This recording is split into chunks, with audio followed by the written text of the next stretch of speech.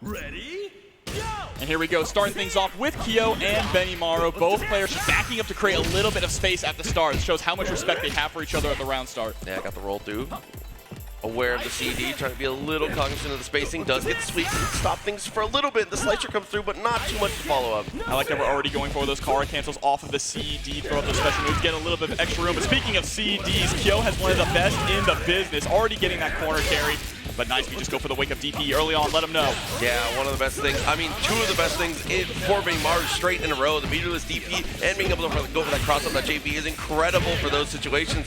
But after the roll through, gets the throw, pressure, turn around. Great throw tech there. Little bit missed space on the jumping CD. Is going to get punished, which pushes us back to the mid-screen here. This is a chance for Rocklandkyo to close things out. Wero's trying to slow down the pace here. Doesn't want to overextend. Oh, okay. Sweep once again. Not able to actually get the full connection. But chip is going to be a factor at this point now. Even guard cancels do the damage. You can't afford to block a single one of these slicers. Oh, yeah, and the anti-air low. Very, very smart. Is able to low profile. Listen, the hair is tall, but the guy can get low. You're damn right. And going to get a little bit of health back here for Benimaru as well as they come into Miss B. Of course, Tusky.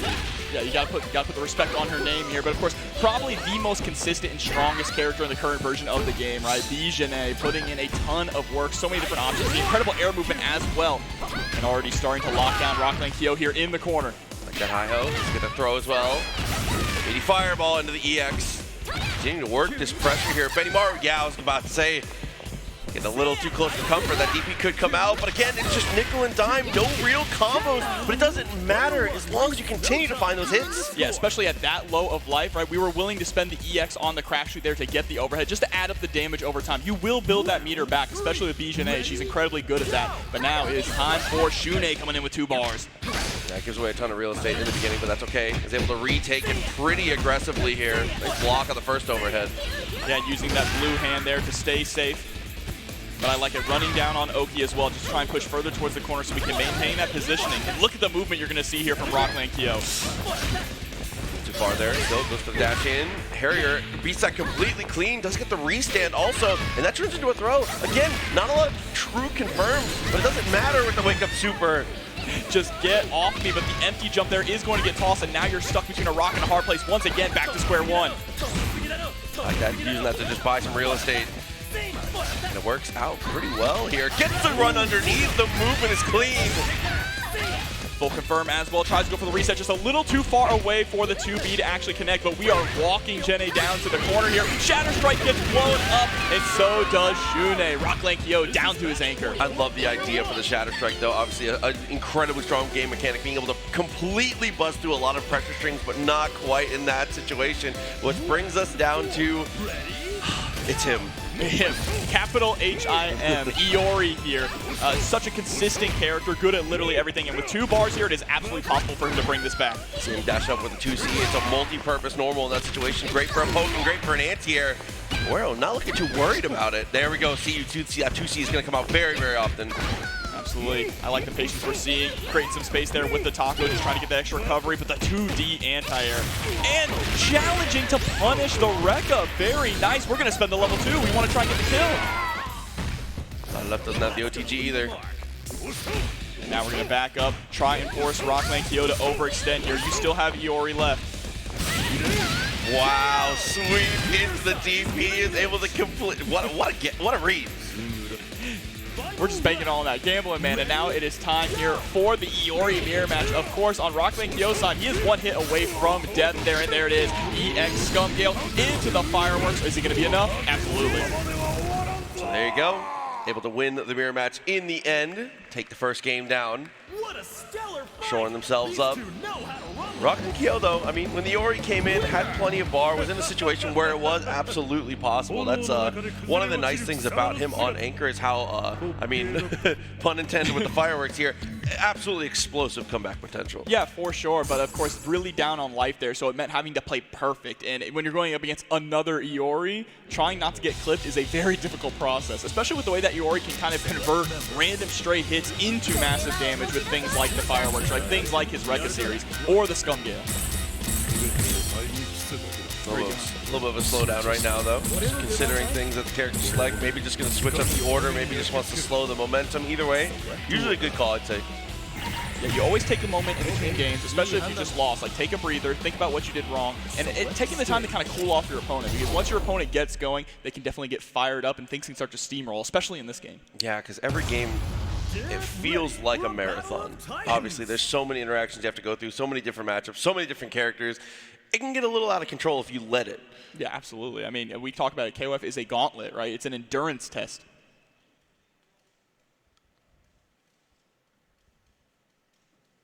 Oh my god. I'm nervous, dude. It's only the first game. But here we go. We're starting things off again with Kyo versus Benimaru. No real change in the order. Oh, what an anti-air. Mix up with the Rekka. Dude, Rekka and CD is all you need. I mean, that is just dominate. That's the neutral for Kyo, right? His CD, his jump CD, just such an incredibly strong tool. And then he's got a DP on top of it, right? So if you get a little too fancy with your pressure, he can catch you, especially with the EX legs, too. Looks like he OS the roll there. Doesn't get a full confirm off of it, but still, it's really, really good to maintain pressure, which is a lot of times all you need. It's a throw. Okay, we wake up with buttons here, just desperately trying to get out of the corner. We have meter to close things up, but we need to be able to find that hit. Nice backdash there on the low from the Rekka. And you see, we're just trying to throw out these different options here to try and keep Kyo out, because when he gets in, that's what happens, right? Connecting the 3D there into the super. Very nice stuff from Wero, taking the early lead. You're going to have to come into a little bit of a messy situation here. Kyo, obviously not a character you want to be facing down against this guy. Using that movement, try and bait out the Rekkas though. Yeah, gonna have to carry some extra weight here, but so far that is what he is doing. Spends the level 1. Same side mix there. I thought that was gonna cross up. But again, just answering back with the Rekka. Kyo's neutral game is so strong. Oh, and then the dash up 3D as well. Tag. Oh, and the spacing was actually perfect. Didn't press anything with the EXDP. But that little bit of vacuum effect does get some more damage on the table here. But 41 seconds left on the clock. A good chunk of health to come back. Yeah, absolutely. And that is going to be very great for Rocklandkyo going into this next round here. Because you're going to have to get rid of this problem character that is Bijane. We saw before, you know, Rocklandkyo was trying to go for those air options, but Bijane is so good at shutting them down with her air legs. And here we go, catching the roll. He's going to get a nice confirm off of this. How much are we willing to spend? Level 2? Definitely the right decision here. One interaction left. Oh, lands and tries to go for the throw. Gets thrown on his own. Rolls away. Creates a little bit of space, but it's not going to matter against the Shatter Strike. And that is a hard call out because Rocklandkyo has been going for those punches, the red hand over and over in pressure to try and poke his way out, right? So just a nice call there from Wero. Unfortunately, he's still going to end up losing Bijane in that interaction. Okay, an opportunity to potentially build on this lead even further. At least, at minimum, make Iori spend some of this bar. Yeah, absolutely. I mean, I think if Iori gets a hit, you're going to have to spend the bar here, right? Unless you're feeling extra confident, which is exactly what Wero is. Wants to hold on to it for that mirror match at the end. And there it is, the 2D staggered is going to shut down Shune. We're going to get all our health back, and we got to hold on to that meter. That's a huge win. Yeah, very, very even situation here. Decide winners bracket lives. Jump to C, beats it clean. Red versus gold here, back up against the wall. Nice patience there to get a punish. Oh, repositioned exactly for that anti-air, I think, but wasn't quite ready for it. Still gets the jump in, though. He's going to go straight into fireworks. EX? This might kill. Actually, yeah. Hold up, my channel points. No, too far away to get the OTG, but he was so close. Still only needs one touch. Rocklandkyo has to play this perfectly. No! Tried to go for it, had the right idea. It does not connect, not quite there. Oh, I love it though. I love the foresight. Chucks the fireball, was ready with the level 3, but Wero is still good to go on 2 games in a row. He's gonna be heading on forward through the winner's bracket. Absolutely, that's a classic strategy you see for a lot of characters with like projectile supers, right? You look at a character like Joe, it's just classic. You throw out fireball, the moment they jump, you let that level 3 rip. But Iori has a little bit of that travel time there, so just barely missing. Yeah, it's. I'm glad you bring up Joe because that is like one of the premier ways to be able to get things done with him. But yeah, unfortunately, a little bit misspaced, a little bit mistimed, a lot of potential on the table. But You know, that's one of the nice things about fighting games and about continuing to see these tournaments is that you cannot dwell on the past, only forward. Yeah, only absolutely. forward. And forward, we are going to be moving to our next match coming up. Super excited to see. Of course, it is only elite players here in the top 8, so we're going to throw it back to Cookie. How was that for your first top 8 match of this morning? And we're not done just yet. Our next 2 players, another slobber knocker to be had. Coming up to the stage first, from Peru, Chino, Funkey!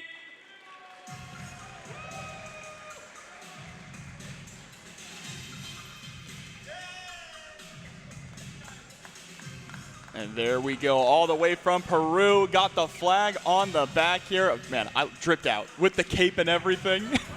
Definitely love to see it here, but bringing that regional pride to the stage. We talked about that's one of our favorite parts of fighting games. One of our favorite parts of King of Fighters as well is that regional pride. Of course, Peru versus Brazil is going to be an absolute incredible match coming up. But you can just see the happiness on his face. Happy to be here. The entrance is one of the greatest parts. Say, as you should be. I mean, an incredibly stacked tournament. It has been a grind for all the players, all the spectators, everybody even involved. I know. We thought we were in for a treat, you know, for that top 24, but I think we're in for an even bigger one here in top 8. Chino Funkey with, of course, great qualifying match.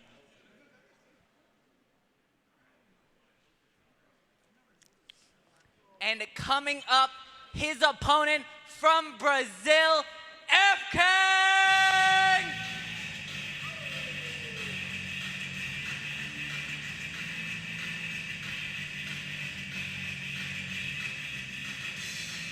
And FKANG, who already has had some very impressive matches, even to make it into this place. You can see, taking it in, excited to be moving, excited to be rolling, excited to be here. CEO 2023. Oh man, I already had definitely had one of the most nail-biting qualifiers to get here with that match with Arslan Ash. So has already had some been on the edge of his seat a couple times already this bracket. Yeah, absolutely. But you know, going into top 8 after defeating Arslan Ash is definitely a big win here for FKANG. So it has to feel good about being on the winner's side. And I'm excited to see how this match is going to turn out between these two. It has been already a great CEO already. So excited really for has. this. The very first top 8 here. KOF kicking things off. What a pleasure. Yeah, definitely good to get to see the arena all warmed up as we continue to roll throughout the weekend. There will be top 8s through and through here in the arena from now on, which is going to be very, very fun to get to watch. I mean, culminating at the top with Street Fighter. But for now, dude, SNK continues to roll the early morning KOF. I love it. I do love it too. It's a great way to start off your day. Just a nice shot of KOF, right? Nice espresso of KOF. Something like that. Well, it looks like they're getting ourselves set, getting our buttons all checked up before we get into our characters. Oh, dude, another one that's going to be a fast and furious for sure. I feel like that's going to be the case for a lot of these matches as well until, you know, we start to get way later on into the bracket. Everyone's hungry. It's early in the morning. They want to get in. They want to push their way through the bracket here, especially in the winner side when you still have that extra life to give, right, in losers. You're willing to take a few extra risks. Also, one of the nicest things about having an early morning top 8 is that you have all day to celebrate. So if you're able to take it home, you're able to get that belt. You're going to be able to, you know, we'll have a little swagger in the walk with the belt over your shoulder all throughout the rest of the weekend. Let's just hope they didn't celebrate a little too hard last night qualifying. But speaking of Joe, we mentioned, speaking of the devil, and he will appear here. We are going to have Joe in top 8. Can you believe it? Of course, backed up by Kyo and Chizuru. Chizuru has been an absolute insane character, but man, this other team. I know. We've talked about this a lot. As far as team compositions go, these are my 2 favorite players in the top 8. Definitely fun to get to watch. Ralph on the one side facing off against Joe. I feel like we saw this a ton in Season 1 1.0 of the game because these 2 characters both were in incredibly strong spots, both toned down a little bit. but still going to be a brawl. Yeah, absolutely effective characters. Of course, Ralph kind of traded that 5D for the 2C, right? But he still puts out the damage. He still has the OTG with the Superman punch. He still has the DP that hits both sides, and those are a lot of really good tools for a character. Plus, if you're picking Ralph, I think you're just picking him for the energy. Look at listen, I'm just saying. Here we go. Getting into the match. Does get the jump over the first fireball. Not going to get too much reward for it, though, but still going to get a ton of real estate into the corner. Yeah, but here we go, resetting with that 2C, tries to go for the empty jump low, and you got to be careful about figuring out when it's your turn to press against Ralph. Already close to stun, but you might not even have enough life left to get stunned at this point. Oh no, dude, that's looking like the secret. Maybe it's never your turn against Ralph. You just have to hold all that pressure, but there's a nice Tiger Upper, just sitting back trying to throw out these tornadoes and zone out. You don't want to overextend too much, but that EX turn punch flows straight through. So honestly and truly, just kind of handling the first character there. Chino, like an incredibly strong. Took just a tiny bit of damage there. The jump CD is going to solve some of those issues though, but what a great position there. I like the jump over, greedy stuff. Yeah, and you see we are definitely just fishing with that 2C there from Chino, right? Trying to get the big damage starters. I really love the use of the 5C as well, just long reaching, and there it is, the DP hitting the other side. No cross-ups for you. Yeah, we see that super often. That's one of the strongest reasons to play Ralph, is because you kind of can ignore that situation. Unfortunately, though, the run underneath kind of misses the inputs up. He's able to get the mix. Yeah, there's the backdash, putting yourself into the wall. Nice with the 5A, stuffing out of the air, able to swap sides, and now FKANG is back into the corner here. And look at the way each of those punches just chunks your guard gauge. Good block into the throw. What a way to spend the meter. Kind of recognized that Chino was committed to the block there, and I mean, it's kind of an iron fortress. What a better way to get through it. But speaking of people who are able to break through iron fortresses, little command grab action to the other side. Clark, the hero we deserve. One of the most snowball-heavy characters in the entire game. Staggers the final hit of the Rekka there, EX red kick. But it might be FKANG being the one who's snowballing. There's the level 1. We get the pick up. Give me your face. A little too far for the 2D. Still okay, though. And 2D is a great neutral tool as well for Clark, but here we go. EX backbreaker. Let's take him to the corner as well. Yep, gonna drop the elbow. Yeah, the elbow does give you better Oki, a little bit less damage. That's all right. There it is. Backbreaker again. And we spend the level 1. Get the kill. Dude, after 2 standing Bs, it looked like he was going to be just a little too far away, but it's not going to matter. That is like such a tricky situation. That's like max distance. Look, rule of thumb, if Clark throws you twice, round's over. Honestly, I respect that. Let's see how we're going to be able to get in on Chizuru. Oh, there's we're one. We're in. The X tackle goes for the rolling death cradle. We want to throw her all the way into the corner. From mid-screen, gets the low. And JA is one hell of an air tool here for Clark, especially if he gets that counter hit in the air-to-air situations, being able to go into that EX tackle. Oh, you saw that little buffer. Gotta hang out. Buffering the 2D. Yep, you can hit the clone. Yeah, that's exactly why you see him putting out that 2D, right? Trying to just stuff the clones when they come out. Shadow Strike is going to whiff, unfortunately throwing away some of that meter, but still in a very strong position at the moment. Just has to find that one touch. Oh my god! Are you kidding me? Rolling Death Cradle back into the corner, and that's game number 1. Well, definitely was not expecting the turn punch in a situation like that, and apparently neither was FKANG, because that was definitely what a chase down. Yeah, absolutely. Got to take a swig of water after that one. Think about, okay, what went wrong there? Clark went wrong. That's what happened. Hey, listen. Again, we're cutting down on the rules. Only needed 1. You're right. I mean, he's just such a snowball-heavy character. One of those characters that has been kind of flying under the radar when it comes to all the balance patches. Not getting changed too much, because honestly, where he's at is very solid. I think that he's right where he needs to be. Yeah, he needs it. That's the translation. Looks like it should be okay, though. No deciding of the character switching. No order switch. It's going to be straight back into it. No, I think this team composition is still really good for FKANG. It's just dealing with that problem character of Clark, right? You got to kind of zone him out, don't allow him to can't let him get in, right? You have to play that spacing game. It can be a little difficult sometimes against that character. But right now, doing a great job against Ralph here. Putting in a ton of damage with the knee loops. Oh, okay. What a rundown, okay. No fear in the heart of Chino Funkey here. Here we go, level 1 on the ground. Go for the OTG, absolutely. Get that extra take of damage, but runs right into the big boot. Yeah, just jumping around trying to throw out that CD, trying to find one solid hit. There's the slide. Should be huge if you can get through Ralph. Joe, I think, has a pretty decent situation coming into Clark and is able to get the jab to beat the roll. So here we go. I like this matchup. I do. I think it's good that FKANG kind of forced the situation a little bit. As scary as it is, you got back more health for doing that instead of just trying to run down the clock. You know you're in a dangerous scenario, and you need as much health as you can get against Clark. Push block into a good CD. Closes the distance. Is going to spend the super. It's going to take it all the way to the wall. Gets the frame kill also, building up some of that meter with the Tiger knee. Clean jumping. This is going to hurt Proxy. Still has a bar. How are you going to spend it here? Just a double DP. No, he is going to spend it, but it's not quite enough. One touch away. Oh, no, the hop in from Clark, and this is where it can all crumble. There's the turn punch, DX tackle. Yeah, get that extra damage, you get that corner positioning. No way. Listen. Are you kidding me? I got tossed. All of you got tossed. This is the mania, dude. Clark mania. Clark's running wild. But that's all right. FKANG still has KO and Chizuru left on deck, and this should absolutely be a dead Clark. Spend the cash, get rid of that problem character, and now you're in a much better situation here going into Hydern. But Hydern is no slouch either. I have said it a million times, and I'll continue to say it. He's definitely the best character that doesn't get talked about. Recently, I think people have started to see it a little bit more with how he's been handling things. But Hydern is definitely scary in these situations. But Kyo, again, a bully. He kind of handled these situations that Hydern tries to set up. Yeah, I mean, it's CD, jumping CD, the Rekkas. Kyo has so many safe ways to just get in and establish pressure, and if you guess wrong or press a button, you're going to get a ton of damage for it. And unfortunately, guesses wrong there with the DP and is going to get blown up. 1-1.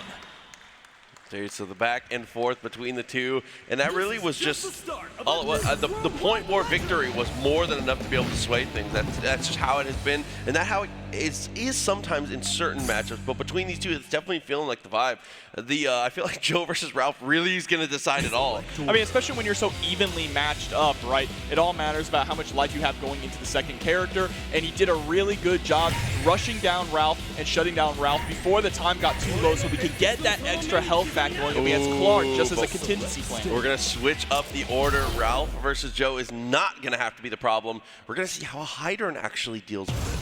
Hydern, I like him on point. And I like how Kizzy describes his character. He's a liar.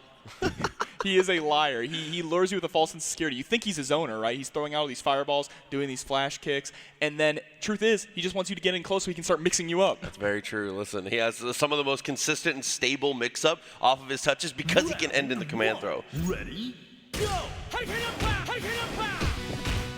And we talk about this lengthy man just jumping around too, looking so goofy, but all right. FKANG starting off strong, the CD into the fireball, already walking Chino down to the corner.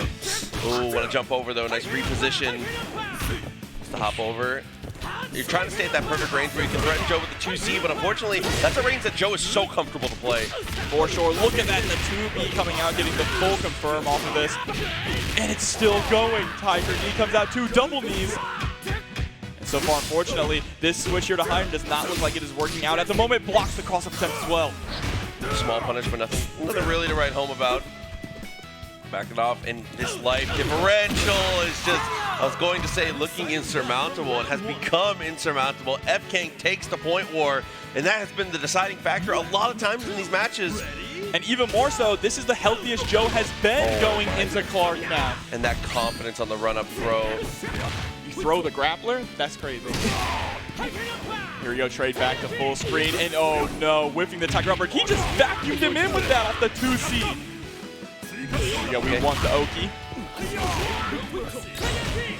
Oh, still okay. He's able to go for the 2C. That's crazy that he's still able to get the punish off of that. We're gonna go for the Oki again. Jumping CD, get the pressure on, hit him with the close Bs. Oh, didn't work out though. Air to air, trades. Every single hit adding up here. Be careful, can't jump fireball. Level 2, but it doesn't matter. Gets the jab. So smart to not overcommit and jump a fireball. FKANG, he's throwing the fireball and he's just buffering. He's like, please, I dare you, take those boots off the ground, bro. And that is also one of the downsides, one of the weaknesses of Joe, having some of those buttons that do whip on crouching opponents, right? It puts you in those scary situations, but here we are, back to Clark versus Kyo. Very nice. Juggles anywhere. Another pivotal part of this matchup here. Lots of bar on the side of FKANG. Spend some of that defensively. I like that a lot. You don't want to be stuck in the corner against Clark, especially with the way that Chino has been playing. Oh, what a whip punish. Gets the hit again, close to the distance. Funkey is going to be checking your spacing at all times. You're not allowed to whiff anything when that 2D is available, or even the way that he's been utilizing 2C so far with Thark has been incredible. Wow. Hold up back, trying to escape from anything here. There's the level 1, not going to be able to get an OTG, was not high enough to whiff the Rekkas. Oh, but we are in a good position here. Just needs to find that touch or that throw. Rolls backwards, goes for the neutral jump. Was a little too high. It's all right. The chip damage is going to be enough to close it out. And now we are at set point for FKANG. Nerve-wracking stuff. In a perfect world here, Ralph really needs to be able to save meter here. I think you need to go into this anchor matchup having a quick max available if you can. It's so important to be able to get those confirms. Feels like we're flashed back to a year ago with Anchor Ralph here in top 8, but now we do have maximum available. Oh my god, anything now. Any touch, even chip damage. Ooh. Nice, just avoiding the Ralph punch there. But even machine gun punches, not gonna be enough to kill, but there we go. Dive punch hits. And here we go, final game, final round, down to the anchors. Full health Ralph. But of course, one of these things is not like the other. Look at the meter here on FKANG's side. Has to get through the wall that is the Chizuru clones. I like this though. Has come into this with, I was going to say, a quick max on his side, but unfortunately now it's going to be locked out of his own. A ton of damage to come through. We've seen these comebacks before in these high-stress situations. Don't count Chino out yet. Great throw tech there. Throws out the standing D. And here's the touch. Immediately into the level 3. Yep. Okay. 2, rocket punch. Yep. Getting that extra damage. Saving that extra bar as well, but the 2D comes on out. What a block there. The empty jump low was a nice attempt, but is not going to be fooled again. Good defense is able to persevere. FKANG is going to head on forward. Yeah, and wearing his heart on his sleeve there, you can see the excitement to be able to move on to winners finals here in a very hard-fought match, down to final game, final round. That's as stressful as it gets. Absolutely, and that's something that we saw all day yesterday, which was it was touching in a lot of different ways. From all of the different players, we saw a lot of emotion on qualifiers. We saw a lot of emotion, people rushing the stage as soon as they saw their homie made it in, things of that nature. That is the exact energy that we're looking for, not only just at CEO, but just in fighting games in general. That is like, it genuinely does not get better than seeing people in their element, as happy as they can be. So that is amazing to get to see KOF bringing that to the table once again, as it always does. Yeah, absolutely. And I mean, for the emotion that we saw yesterday, I can only imagine what we're going to see in this top 8. And of course, what we're going to see in our next matches coming up. Isn't that right, Proxy? Dude, a lot of matches to come. I'm very excited for that. Listen, man, I can only imagine the type of energy, like you said, that's going to be coming through. Because if I'm up there and I win one round, I'm 5-star frog splashing someone off the top rope. It doesn't matter to me. But we're going to head to the back to see what else we have in store as we continue through. You can see the winners have already been played through. The losers still to come, which is going to be Gummy and Yurikov, as well as Coach Steve and Arslan Ash. Just killers on every single direction, everywhere you look. Yeah, absolutely. I mean, that top 8 loser side, that is a bloodbath that is going to happen down there. So many strong players with only one life to give. But it looks like we're going to head out to the stage once again for Cookie as we are getting ready for our next match. How was that for a second set? My heart is still racing. We're not done yet. Our third set for the night. Our first player coming out to the stage from Mexico, Gummy!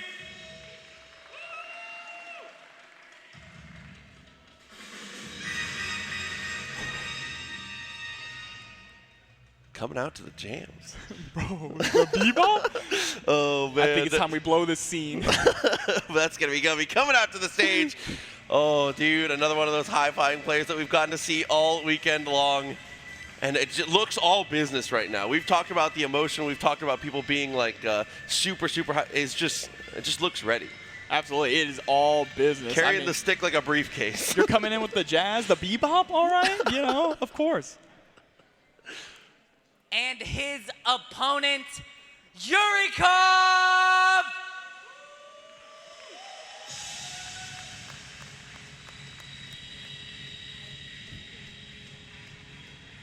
And here we go, repping Peru, Yurikov coming in. A cornerstone of the KOF community, has fought long and hard to get to this position, but finally he is granted top 8.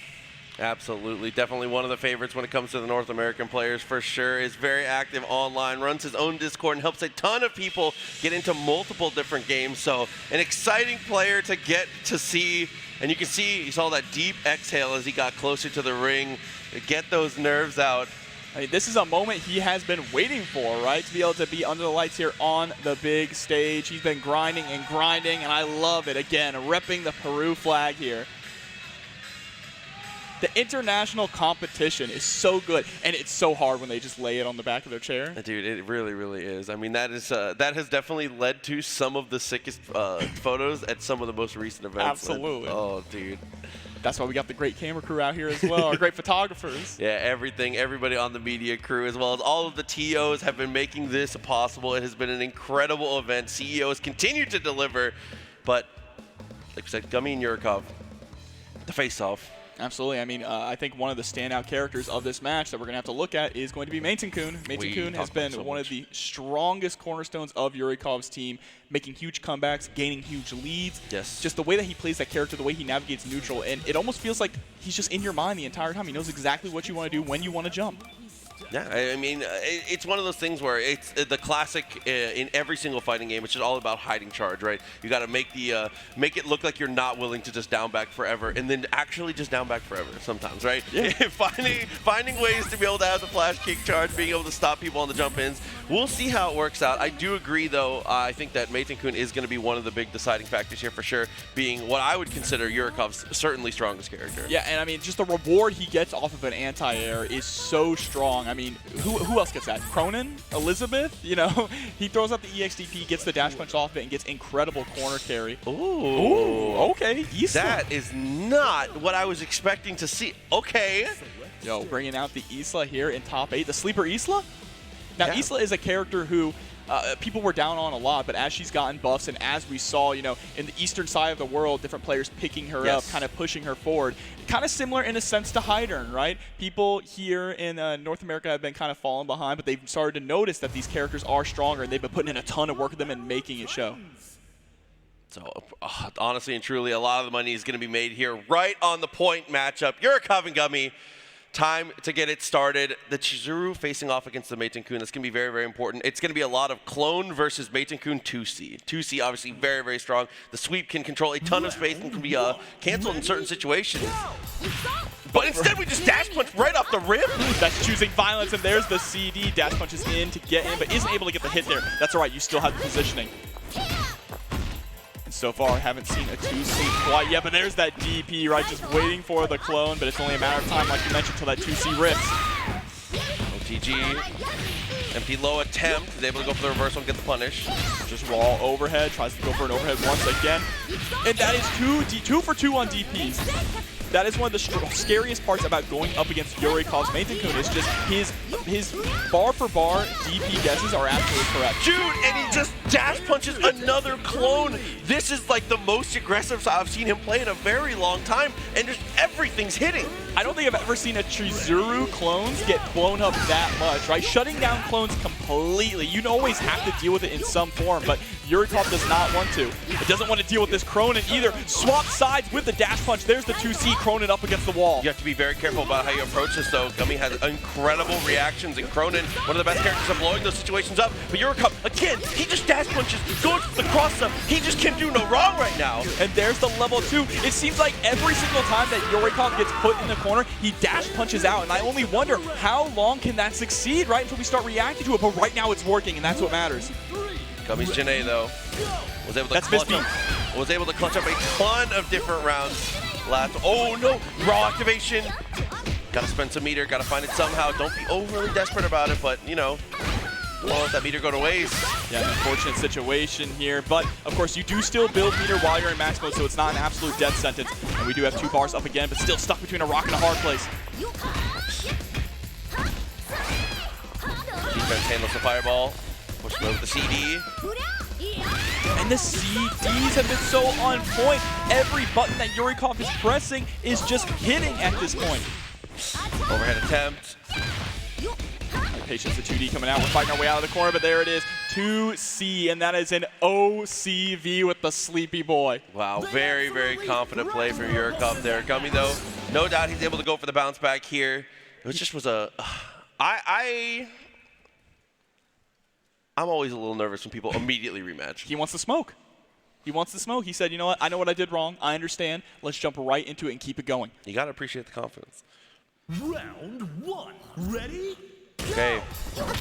Already a good adaptation. Knew there was going to be a very aggressive play at the round start. Goes for the neutral jump. I like this. Good change of pace so far. Oh, and already baiting out the DP, unable to get a punish on it, but you can already see that Gummy has the right idea, starting to make those adjustments. Let's see if we can make it work. Yeah, looking very, very strong. Distance a little bit, gets the sweep. Cancels into nothing, but again, finds real estate, which a lot of times can be good enough. Yeah, so far we're avoiding the things that were killing us before, but we haven't quite gotten to the point where we're punishing them, right? Doing good job neutral jumping the dash punch, stopping short of the DPs, not getting hit by the CDs, but we need to start getting that damage in as well. Still winning interactions. It's the trade. Pillow completely ignores it. Nice reflector as well. Again, the adjustments to the neutral are looking so, so good. Gummy in just a completely different situation now. Yeah, it's just hard to get the punishes, though, when you're trying to bait out that DP, right, with the clone. And it runs right into the CD. Here it is. Spends the level 1, and now you're in the corner. Oh, the low coming out, too. And a little bit more damage on the table with only 21 seconds on the clock. But still, Yurikov in full control, it felt like, of that round. Okay. Ready? Go! Cronin gets the trade. Air trades with this character. Trades in general with this character can be so, so frightening. Again, we always talk about it. He's not quite what he once was, but he's still an absolute menace mid-screen and in the corner. But Cronin's going to have to get out. There's a nice guard cancel, and here it is. Back to Season 1, Cronin in the corner. Combos into the level 1. Gets the stomp as well. I've got wake-up button. 6A into nothing. Again, just pressuring. Good block, but the delay was trying to punish the dash punch, but it doesn't matter. Finally, Meitun-kun has been tucked in here for Yurikov. It still has 2 more characters on deck. Luong is going to be a problem here against Cronin as well, right? She has that reach, can stay out of Cronin's danger zone here in such a proficient mix-up game. But with that mix-up game does come the risk of putting yourself in a perfect position for Cronin to put out the damage that he's known for. But unfortunately, here for Gummy, not being able to see too much of it, Luong is able to get a couple pretty clean hits, and Cronin might die. Next interaction, you're guessing for game. Yeah, Luong does such a good job of locking down in the corner too. Feels like because of her range, she can just shut down those jump outs. Here we go, good spacing so far from Gummy. Good job on Protect. There's the 6A, just trying to keep Yurikov locked in this position here. Cross up, but too high to actually get the confirm. It's still kicked out of the skies, and it is all up to Bijane now. Miss B. Again, we've seen miracles from this character, not only from Gummy, but from players all in between all weekend long. Let's get the cross up here. Rolls out of pressure. EX crack shoot, get that overhead, just a little bit of extra damage and some more positioning, but the Shatter Strike comes blowing on out into the level 1. The amount of damage on this. And genuinely coast to coast. Got that hit in the corner. Trying to set up for it. There's the activation though. Into the climax. Absolutely beat him with the sandal. I love this level 3 so much. That's the home run. Oh, but here we go. For your tournament life. Loser side. The Isla. We have not seen it, I don't think, all weekend. No, not at least not on stream here. So I'm curious how proficient Gummy is going to be going up against Isla, because this is also a tricky character, right? She's got those good cross-ups that they gave to her. And if one of those cross-ups hits, you're done. Now, we're definitely guessing for game on every interaction now. 2.5 bars, tries to go for the mix-up, not going to work out. Nice punish there, too, just sticking out the forearm. Stagger pressure with the lows here, just trying to slowly open up Gummy. But Gummy is not cracking here, countering back. The damage is starting to add up, but there's the Shatter Strike right into the level 2. And Yurikov is going to move forward in the bracket. And pops up straight away. Well deserved for sure, but give it up for Gummy. Making it into the top 8. Very well played this weekend. But that is going to be Yurikov headed a little further into this bracket. Guaranteed a 5th place now at CEO. Absolutely. I just want to say, Gummy's, that one-piece stick goes hard. It really, really does. But man, what a performance there. Unfortunately, one of our competitors eliminated, but that's how it has to go, right? We have to crown a champion, so only one can win. Absolutely. It is the blessing and the curse of the open bracket format. It's something that I cherish dearly, and I also I fear greatly. There's a lot of emotions that go into these types of situations. I know, I like all the players so much, I want them all to win, and every match turns out to be a heartbreak, right? Absolutely. I mean, we're setting ourselves up for another potential heartbreaker here in just a moment with the next match. We'll see how that goes when we do get there, but oh my god. KOF continues to deliver. Cookie, what's next? One more set to round out the first round of this top 8. Your last 2 players coming up to the stage first, representing the United States of America, Coach Steve!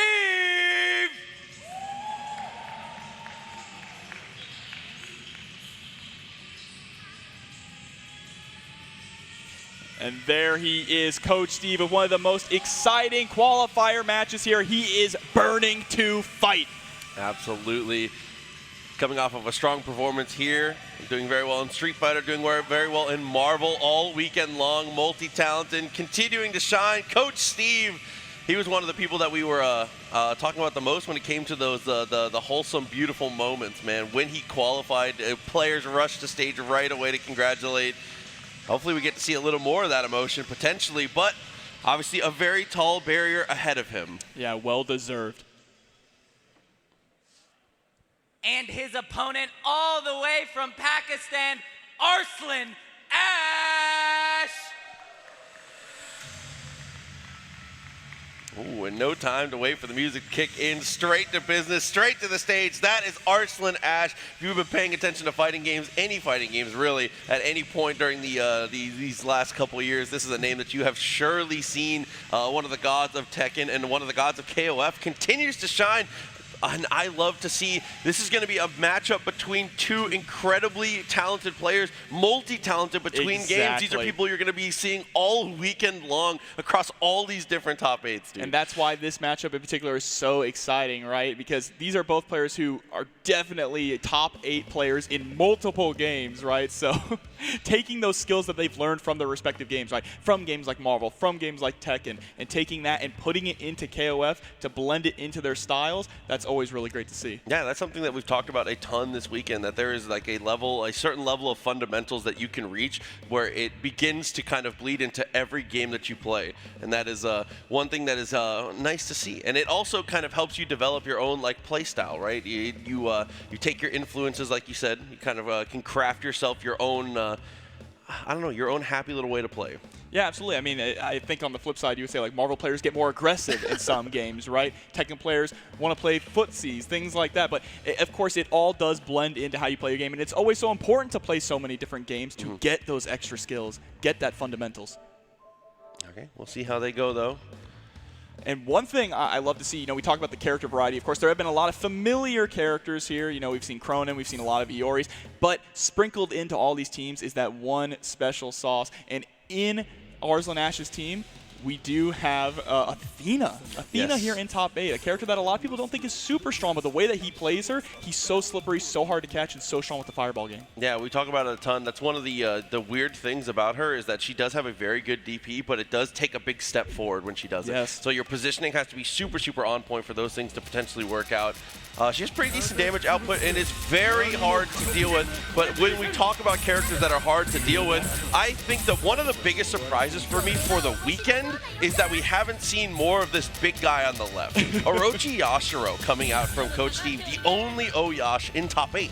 Yeah, I mean, also, that's part of the special sauce of that team, along with Ryo, right? Just 2 big dudes ready to brawl. But Orochi Yashiro, specifically, the amount of damage he can deal, the way he can put out pressure on point is almost unparalleled, right? You see players like Reno, the moment that they get 1 bar, they are spending it because, as you mentioned yesterday, his post-super Oki game is some of the best in the entire game. Yeah, and like you said, unscaled with the damage. It's just it is a lot to deal with. But we're gonna get into it. Rio gonna be on point here, so we're gonna be seeing a lot of parried fireballs. I would expect for sure. King gonna be on the other side.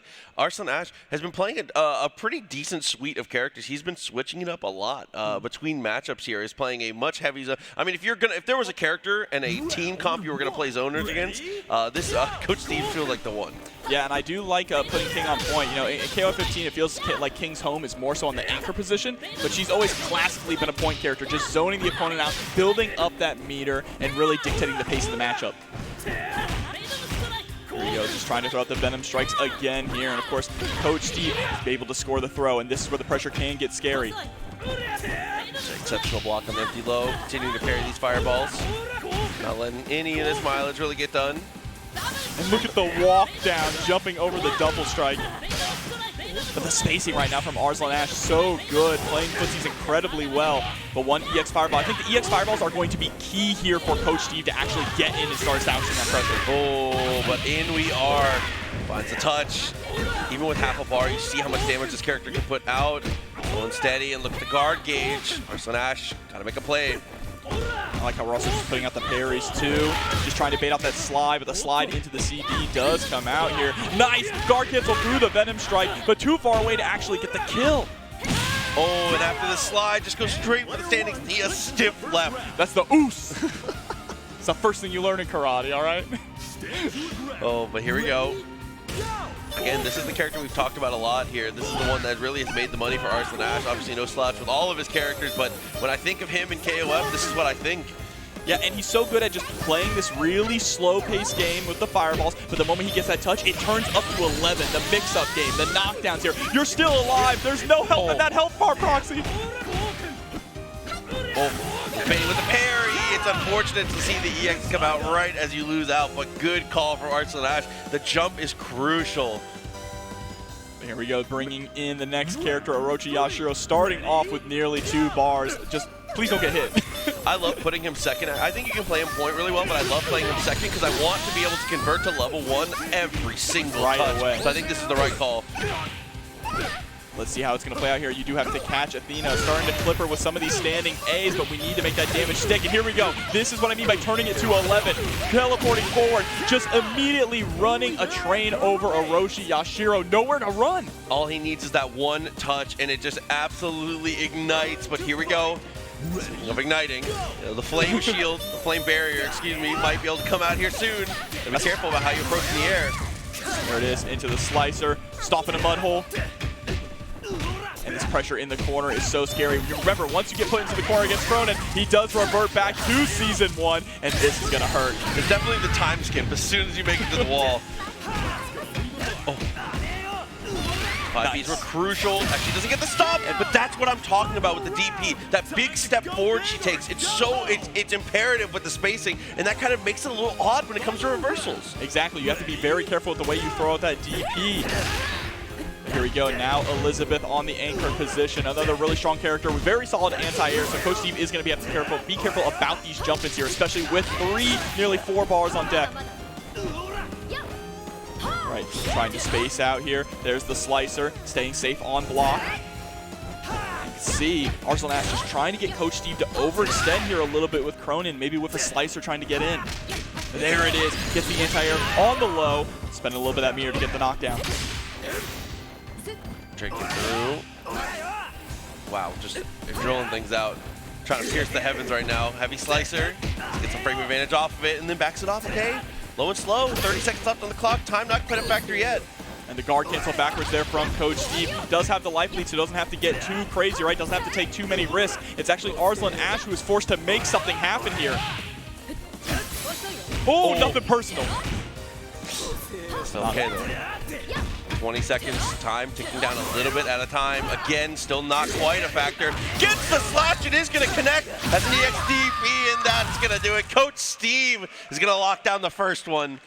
And just the way, the difference in the pace of the match going between the rounds, right? We went from a slower pace to round number 2, Athena absolutely going wild, and then once again to that snail's crawl, so patient, so safe, no one overextending, just trying to find that one single hit to get the advantage.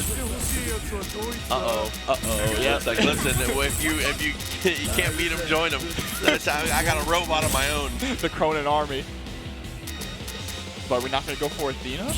No, oh no, we have Athena, Yeah. Elizabeth is who we're skipping out on. Instead, we're bringing in King again. Elizabeth definitely felt like she got a little bit neutralized in the anchor position. So the Cronin switch, I do think it can go well if you're confident in your Cronin.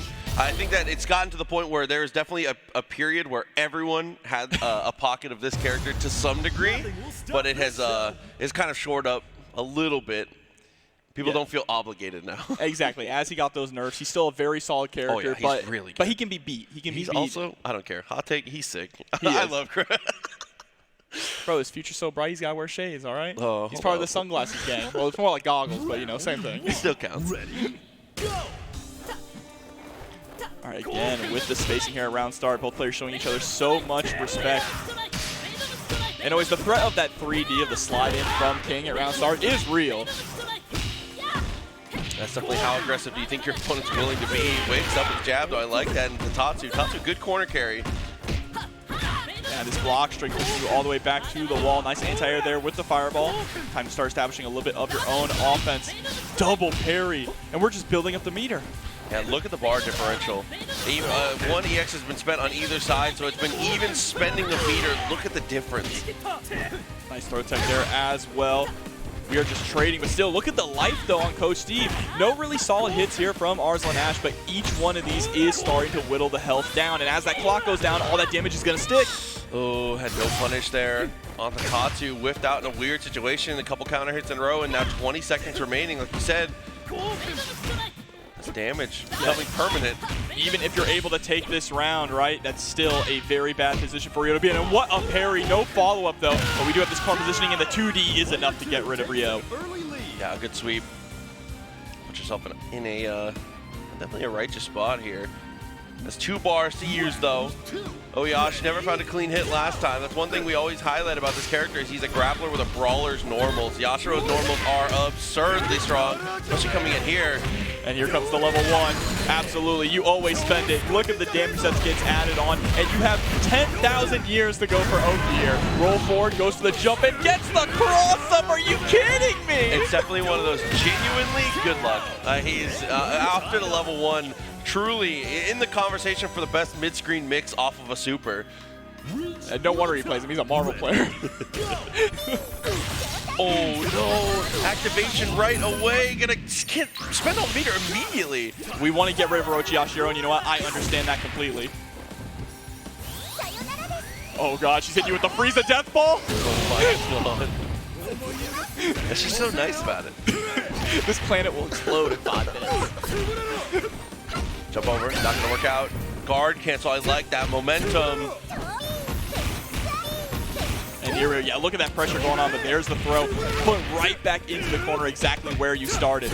And this is where the normals become very scary. Yeah, 2C, JC, there's a lot of things that can come through. We're not gonna get to see any of them here. What a juggle and what a finish. Arslan Ash taking another character down, but Coach's Cronin was able to do a lot of the heavy lifting last time. Yeah, let's be honest. If Cronin has 3 bars, he's basically 2 characters, all right? Listen, I got one more in me. But here we go, yeah, Athena just being absolutely smothering. Crosses over to the other side this time. Again, but we roll out of harm's way. The damage might be done, though. Oh, no! Huge execution error. Certainly not what he wanted. But we're not going to spend the meter either. We want to hold on to it. I respect the decision, but you can't let it come back to haunt you. Didn't have the bar for the level 3 there. Does not gonna matter though. Had an opportunity to super. Doesn't matter. The OTG kills. You always forget about the OTG. We always do. But now it is down to the Cronin mirror match once again. Arslan Ash with the meter and the life lead here. But still on his last life. Set point for Coach Steve. Can he make a comeback? All right, EX Fireball, get that spacing. Stay away from me. Trading with the 6A there. Interesting. And every trade is going to... Okay. What a hitbox. I wasn't familiar with your game. Oh my god. Just jabs the drill. Trying to check the shoelaces. Not quite working out though. Rolling backwards. And Arslan Ash continuing to... is just bullying the space. No matter what Coach does to get out of the corner, Arslan finds a way to put him back in. Yeah, but there's the guard cancel roll backwards. Able to punish the slide. Jump CD. Not close enough to get a pickup there with the DP.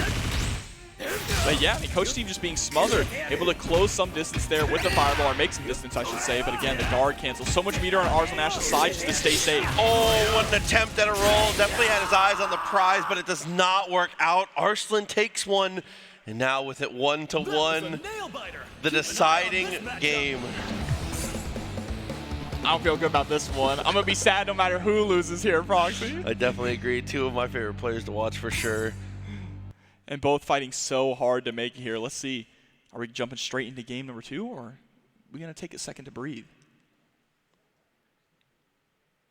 Either way, it's just, dude, KOF continues to deliver, man. This has been such a great top 8, just getting through the round 1 matches. There's still so much more to come.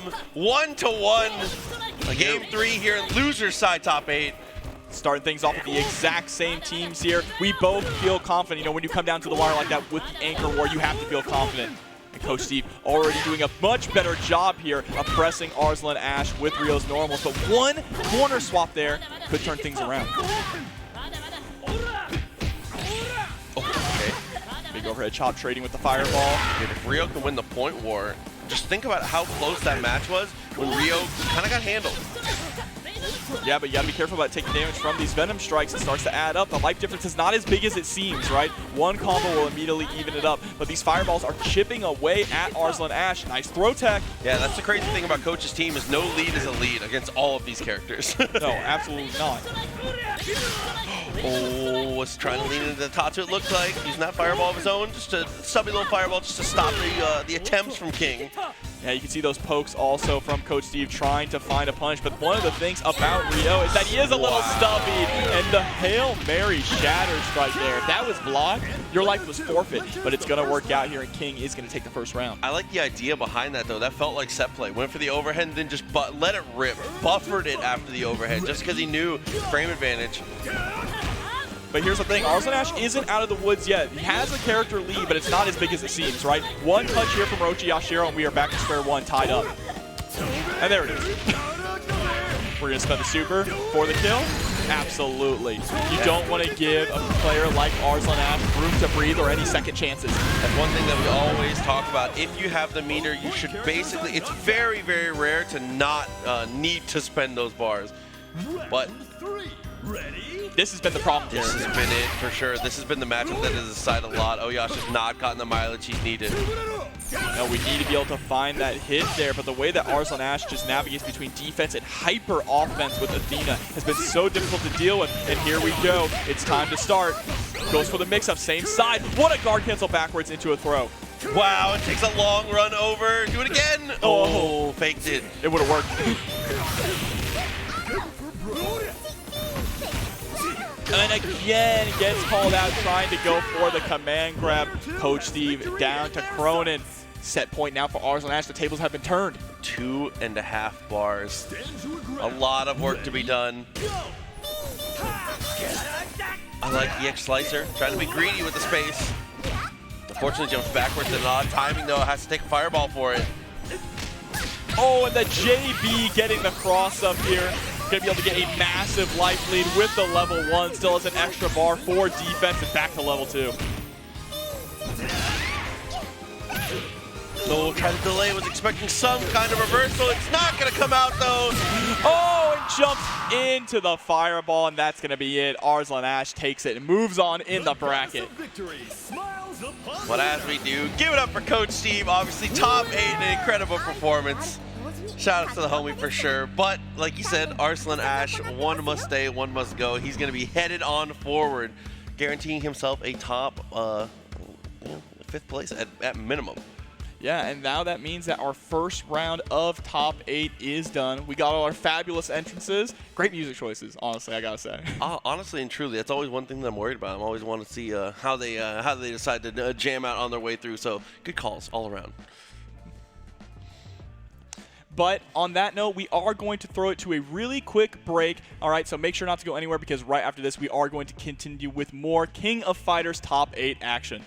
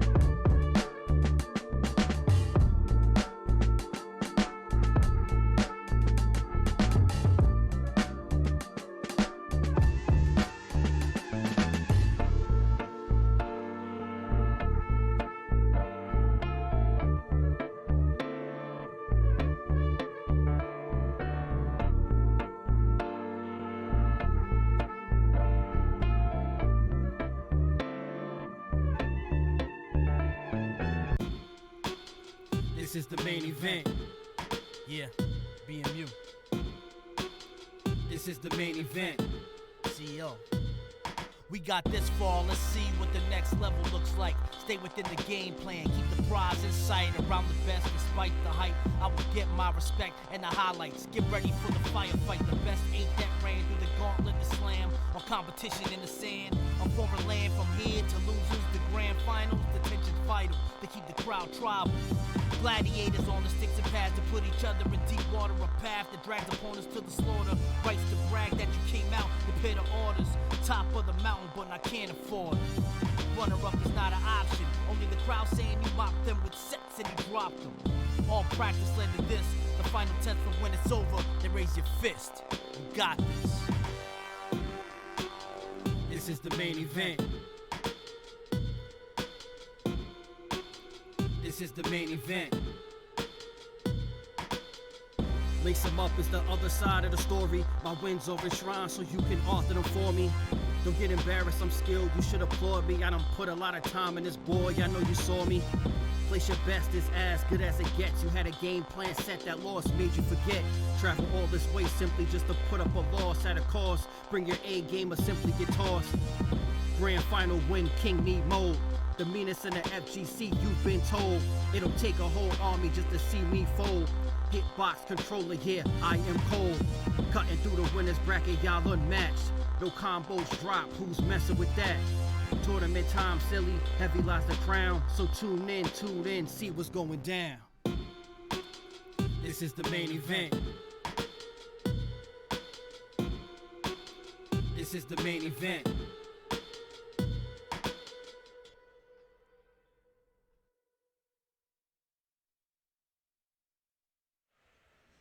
And thanks for sticking around. We are back to CEO 2023 here with the King of Fighters 15. As you can see, we are working our way through the top 8 bracket here. In winners finals, we do have Wero Asamiya and FKANG. And of course, on the loser side, we have Chino, Funkey, Yurikov, Rocklandkyo, and Arslan Ash. Absolutely, but first off, we're going to go to Chino, Funkey, and Yurikov is going to be the match we're going to lead off with. As you can see, they're already here and ready, sitting down. See the excitement between the two, dude. Both just ready to go. This is going to be a explosive matchup here, and I think that I know we're beating the horse for sure, but especially into the team comp from Chino, Mason-kun is going to be a big deal. I think that as Clark and as Ralph, you can have some problems potentially closing the gap and dealing with, again, 2C. That button is a menace. 2C, the DP, the dash punches as well. Yurikov always mixing up the timing. And then, of course, even if you block the dash punch, you have to guess that the follow-up's coming, right? That has been like the mix for sure. It feels like one of those things where it's like, oh, that's too committal. He won't. Oh, he did it again. And he also has been playing really aggressive at round surge. He's been leading with dash punch. This time not going to lead with it, but does try to go for the CD. Chino Funkey going to get the first blood. Look at this. The punches cranking down the guard gauge. Dude, and yeah, I felt like he had to make a play, and there you go again. That delay on the dash punch. He's able to buy him some real estate here. Here we go with the air legs, and now we're all the way to the other side of the corner. I love that that's our neutral. We're just hard punching, all right? Oh no, the Shatter Strike is going to whip here. Yurikov spending the mirror to make sure we get that extra bit of damage. Oh, actually got a punish on the roll there. Still okay for Ralph though. Turn out punches, does get the sweep for the knockdown. And there you go, there, he's bought that respect. Oh, but we are able to bait out the DP, and that's going to be a huge part of dealing with Yurikov's Mason-kun as well. There's the cross-up, though, with the JB, and Ralph is down. That was unfortunate, though. Missed out on a lot of damage, I feel like. Potentially could have gone into level 1, but didn't want to spend it, it looked like. Now or never. But now we have Clark coming in with 2.5 bars, and we have seen what this character can do time and time again throughout these brackets. But is it going to be enough to get around this Mason-kun? Oh, no, you are getting put in the dirt. The beach is that way, he says. No, hold on, it's actually this way. Yeah, I'm lost. We're both lost. And here we go, stuck in the corner now, but able to land the DP to escape. Nice neutral jump there from Chino, really trying to bait out these different options. Oh, and again, nullifying a lot of that range advantage, but it doesn't matter. Hops through. Drops him on his head. Don't shake the baby. Oh my god, dude, that's just a bad spot. They botched it. Good lord. Unsafe worker, Clark, all right? Oh my god. You've seen the damage this guy does? It's very unsafe work environment. And look at these backwards rolls here from Yurikov. Staying out of harm's way is what I would say, but that 2C into the command grab, we've seen that time and time again from Chino Funkey. Oh no, and now you're in a heap of trouble. Yep, there it is. EX rolling death cradle, get you as close to the corner as we possibly can. And yeah, the patience from Yurikov. Nice run up throw. Doesn't go for the back throw though. Let's get again. Ooh, what a jump back. He hits really late there. But we are chasing to the skies. Chino is very jump happy here with Clark. Happy to go up with the JK, with the JA, does not care. Knows that Luong wants to try and jump in the air to get those jump-ins and get those mix-ups. Dude, but Suplex City put him through the wall once again. The unsafe work environment continues to roll. Clark is on a roll, dude. The menace. Definitely the scariest part of Chino Funkey's team, but if anyone can shut down this character, is absolutely Bijane. The thing though is Bijane is also a high flyer. Okay, let's see, should be able to get the kill here. Yeah, there it is with the rolling thunder. I was gonna say Bijane is also a high flyer, and we saw that Chino is already willing to chase up to the skies as well with Clark. But let's see if we're willing to do the same thing here with Hydern. Ready? Go! It has to meter to spend very high damage interactions potentially. And again, stable mix-up, one of the most important things for Hydern. Yeah, keeping that pressure going. He notices that the guard gauge is low, so figures that Yurikov's going to want to get out of the corner, but there it is. Guard is broken, gets the grab, tucks you right back into the corner. Found that hit, is gonna get the throw, mix-up time, has a bar, this will kill. Oh, what a backwards roll! Yurikov fading out of harm's way there.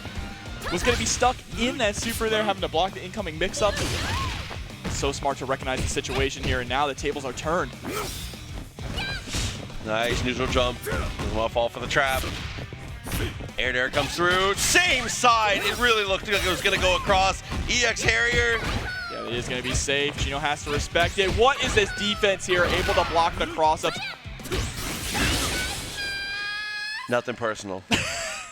Straight through with the EX. I think it would have even chipped even if it didn't hit, but either way, that is going to do it. Chino's going to take the first one. It definitely would have been close, right? I think going for that to try and guarantee either the cross-up or the chip damage was a great idea. That's why we spent the EX.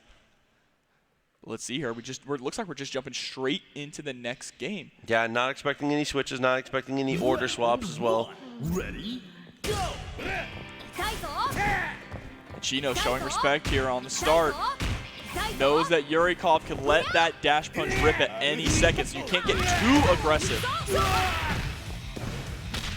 Wow, dude takes a long run across the screen, does manage to make it for the cross up there. I didn't think he was going to be able to get it. Nice, utilizing that 2D. CD locking down. Good patience here from Yurikov, just waiting for the right opportunity to escape and trying to find the opportunity to also slip in that CD. We talk a lot about Kyo CD. What about Maintain CD? That thing's hella good. Oh, okay. So that EX, definitely respect it, and is going to go into level 1. Good call. Rocket punch for an extra little bit of damage at the end.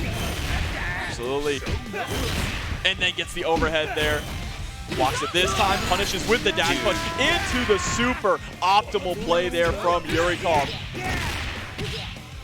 To seed, no, but off of the DP is able to get the anti-air and the kill. Like you said, the damage off of that is so damn high. He gets some of the highest damage off of an anti-air without spending super. Yeah. But now here he comes again, Clark. And already you can see the patience eyeing up Maintain, and there it is, rolling death cradle. Maintain is down, full health. Clark coming in, going to be tied up with meter as well.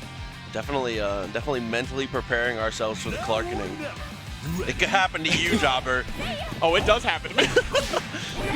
Oh, okay. Try to go for the buffer. Not going to work out. Does find the low. Drops the combo. A little spaghetti back and forth, but in the end, Yurikov kind of gets the better of it here. Yeah, able to score the throw and has this corner pressure now. A lot of mirror to work with. But we just 2A. Okay, you blocked. You can't block this throw, though. Optimal goes for the machine gun blows. Went for the run down, saw the guard cancel roll, wasn't able to get there. Nice cross up. Whoa, the guard hits are going the wrong way. And we're gonna spend the level 1. Not quite enough. But the empty jump throw gonna give Chino a taste of his own medicine. Yurikov set to potentially tie this one up. Stand your ground. Ready? Go! Well said, Max Powers. Chino is gonna have to stand his ground here with Hyder. But now has to stand his ground in the corner up against this crazy Luong pressure. Stagger pressure coming through, checking with the throws. We're seeing a lot more strike throw in this game. Oh.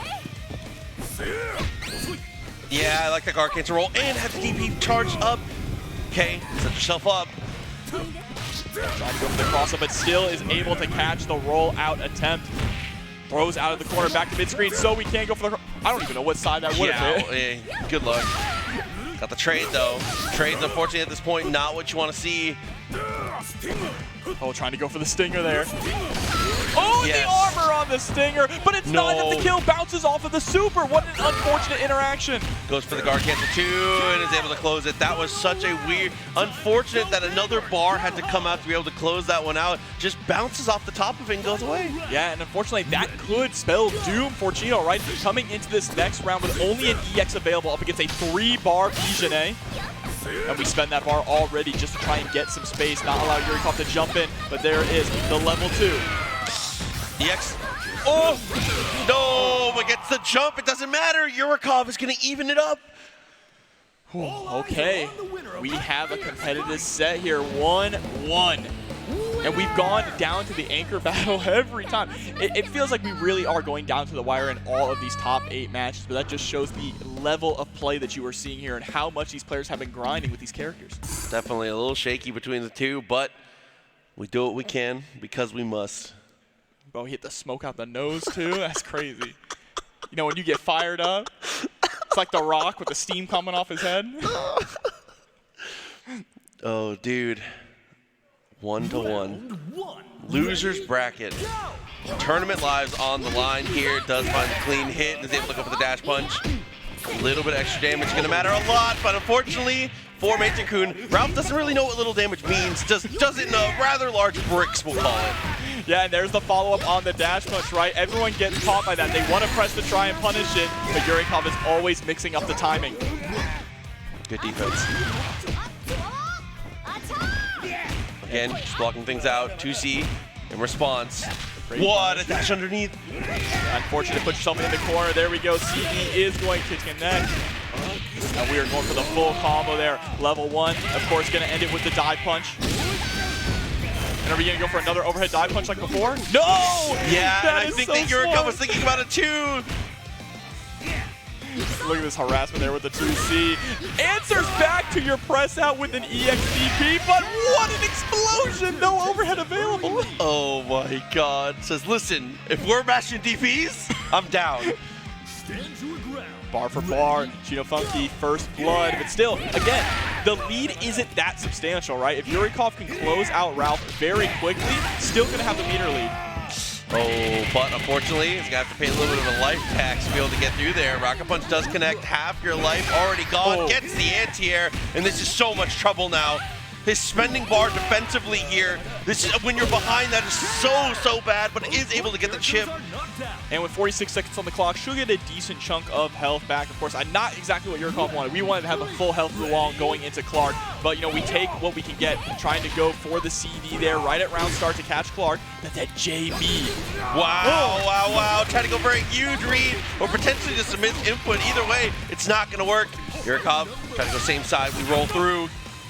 All right, we're going for the DDT into the elbow drop. We want the Oki, getting those plus frames off the CD, but got clipped by the Shadow Strike, what looked like at the last second. It felt super anticlimactic. I was not expecting that to connect. Strike throw, though, like you said, has been kind of the name of the game here for Yurikov, but unfortunately is going for a ride. And now stuck in a very difficult position. One thing we haven't even seen a Deathblade driver yet, that air throw.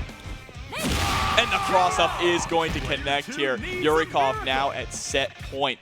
It's all up to Chino's Hyder to bring this back. But at least he doesn't have to do too much work against Luong. Or maybe he will. Hold up. I was going to say, not the trade you want to see. He's put down. There's a throw. Yeah, trying to bait out those EX reversals. Jumps over the slicer. Oh no, should have died for that. Didn't spin the bar. Oh, but it doesn't matter. Air to air sets us up. Final characters. Nearly even in life and resources. Of course, Chino with just the extra edge and a little less life. This is almost as even as you can get here. Losers quarters too. Such a deciding, important match here. Oh no! But we don't have the meter here to go into a super off the quick mode. Mix up. Oh, nice guard cancel roll. Just declines the situation, but the Stinger trades. Yurikov can't afford to be making trades like that. Gets hit by the anti-air stinger. Wow, committed. Yeah, we wanted that really bad, but there we go with the DP, pushing Yurikov into the corner, and that's going to be a massive punish. Proxy, are you dead? You absolutely are sucking the life out of Bijane. Chino Funkey is going to move on. That was a nail biter. Taking that victory, headed a little further into the bracket, and you can see the excitement. Oh, dude, what a way to go. Huge shout-outs to him. And shout-outs obviously to Yurikov as well for performing so well getting into this top 8. And it just feels like it's a heartbreaker every time. One must stay, one must go. I don't know. I am not emotionally equipped to see my friends go down. No, absolutely not. But I have to say, that main Tycoon has been a highlight of the weekend. Every time we see Yurikov play, it gets better and better, and that's only going to be the case going forward. You know, we are on the road to EVO, so I cannot wait to see how all of these players perform. Absolutely. As we continue to come to, like you said, all these different tournaments, all these different we continue to say international fair, and it's definitely one of those things where it's like, you know, we're beating you over the head with a little bit, but it is, it really, truly, I think, stands out almost more than anything else when it comes to KOF. But yeah, absolutely. But we do have plenty of more matches coming up here in KOF at CEO 2023. Our top 8's not over yet, and as you can see, we are bringing up this bracket. We do have our losers quarters match with Rocklandkyo versus Arslan Ash coming up, but of course sitting there in the winner's side comfortably, Wero Asamiya and FKANG going to be able to fight over who cashes in that ticket to Grand Finals winner's side. Absolutely. Just about to put ourselves into this top 4 scenario, and that is where it becomes a little more crucial, a little more cutthroat. That is where a lot of the heartbreaks come through, we'll call them. That is crunch time, we'll say. Yeah. For real crunch time. And as we get into those longer sets too, right, those 3 out of 5 sets gives the players more chances to adapt, more chances to make those comebacks. But of course, this match is still going to be 2 out of 3 here on the loser side. Absolutely. Until we get to winners, losers, grands, that's going to be just the 2 out of 3s. So between the two, Arslan Ash, like you said, has been playing a bunch of different characters, neutralizing Athena and kind of stopping his momentum when it comes to him getting aggressive, I feel like has been one of the major deciding factors. Yeah, absolutely. Everyone has that one character that you think about when they play, right? Arslan Ash is definitely Athena, has been controlling the neutral so well with that character. The mix-up game has been incredible, and I think, yeah, catching her, keeping her locked down is going to be a big game plan, like you said. But those other characters on that team are definitely carrying weight as well. The King has been putting in work, and like we said, a multi-character player, right? We could drop the King at any moment and bring in a Cronin. There's so many different options available. But on the other side, we know we're going to expect here. It's going to be the Benimaru on point and the Iori on the anchor. I think that this is just like a 2 very standard top-tier shell, and then you've got, you pick what you like. Exactly. I feel like that's one of the cool things about KOF, though, because you have so much flexibility and because you can kind of pick whatever you want. You've got opportunities to potentially, you know, shake things up. Don't get my hopes up. Listen, man, of all the things, dude, don't you dare get my hopes up. Top 8 dinosaur. That's something I want to see. I'm backflipping off the turnbuckle to get a dinosaur, dude. But we are going to be locking in Kyo, which is a very solid choice. I actually like Kyo going into Benimaru way more than bringing in King into this matchup. I definitely agree. I mean, Benimaru's anti-fireball game is so strong. He can really control a lot of the space and a lot of the situations. So Kyo going to be able to set himself up to potentially bully things, but there is, we always have to talk about it when we talk about Benimaru, there is that meterless reversal. So that is a really, really important, like, exclamation mark on pressuring him. Yeah, it's going to be something that can stop those jumping CDs over and over, can really challenge some of the Rekkas as well. So Arslan Ash is going to have to think about this approach. The round start, we both do go for the backdashes just to create some space here. And one thing I love about Benimaru too is just the way that he can build up meter, right? He doesn't have electricity for anything. He's definitely charged up that battery and about to put in the damage as well for that faded DP. Okay. Good pressure into the CD. Actually, anti-airs with the CD. Odd situation, but comes out on top. EX slides are not going to work out. Gets a very easy hop over. And very easy damage as well. It's a big thing about Kyo. The amount of damage that he can get without spending meter is massive here, especially if he just gets a clean jump in. There we go, trying to roll out of the corner. Going to get anti-aired. Still pretty even up in life. There we go, 2A, 2A into the 3D. Oh, okay. Oh, finds that throw again. Good amount of damage. Oh, the backup CD tries to go for the full Rekka. What a roll through though from Rocklandkyo, and it's going to be able to close out the round with the DP at the end. One minor overcommitment just turns into a huge just bust open of pressure. Benimaru, not a lot of life left, but the opportunity to potentially start building a lead. I mean, I think Benimaru definitely has the ability here to shut down Dijonais, stop him from going to the skies. Not quite able to get the punish there, though, on that whiff. Has to be a little bit more quick on the draw. Nice shutting down the fireball coming out. But we are just stealing back turns here with this re-hop pressure, and a little too early on the anti-air attempt. I like the decision from Rocklandkyo. Guessed right, but just a little too early. And with that, like you said, a lead is not a lead. Two characters apiece. Slight advantage in terms of meter for Rocklandkyo, but yeah, the king and queen of movement between these two. Absolutely, and there it is. The red hand once again gets the cross up. Time to send you back to the corner. Look at the damage here, and is able to set up for mix afterwards. Nice block. I love the way that he just utilizes the red hand in neutral, right? As a way to just poke out. Empty low on the cross-up as well. Dude, what kind of momentum. I mean, that is one of the nice things about the combo flow of this character is that EX hand on the ground, the core trickle forward, does actually crumple. So it's kind of, you can go into a very similar combo string. There's not a lot of pressure, not a lot of adjustments required. Stable, we'll say. The real part about this character, though, that's unstable is getting that movement locked down. We tried to avoid the fireball there by doing the air blue hand. Not going to quite work, but there's a nice punish with the 2B. Spends the super also to get that Oki, and get the Oki we absolutely do. Oh, nice. 2C. Not going to let those dashes rock. Yeah, shutting down those dashes is going to be a huge part of going up against Shune, right? That's why you're seeing Rocklandkyo is expecting the checks to come out, so he's going for the fastball down to try and bait out the buttons, right, to get those whip punishes. Oh, okay. Just like that too. Buffers the dash, goes for the blue hand. Looks for this fall. Dude, 6B can be really, really good in pressure, but again, Arslan Ash, don't test the reactions. Oh, able to get the low on the other side. Arslan Ash with a little overcommitment there on the jump. Back up against the wall. But what a challenge into the quick max mode. That is a dead Shune, and we are down to Iori. But man, Iori doesn't have to do a lot of work here. Athena is hurting in a big way. With only 20 seconds left on the clock, a nice wind will blow her over. Yeah, anything that can convert into fireworks will be it.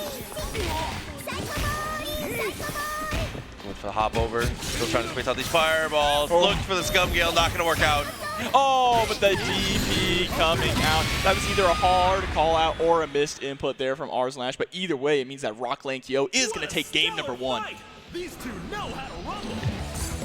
A little swig of water, get yourself back into the mindset. They're both just gonna go straight back into the rematch here. So, confidence is key. Absolutely. You can see the intensity, too, in both of their eyes. So focused.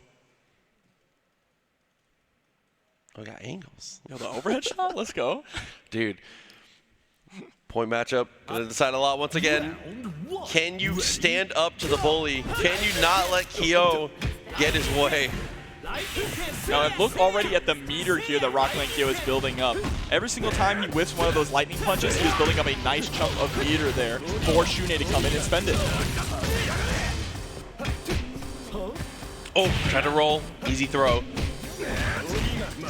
All Right, goes for the low there, but of course because of the spacing, it pushes you out and keeps you safe. And the whiff punish with the CD, we talk about it so much. The way that he reels back and goes back in, it's so good for just whiff punishing your opponent.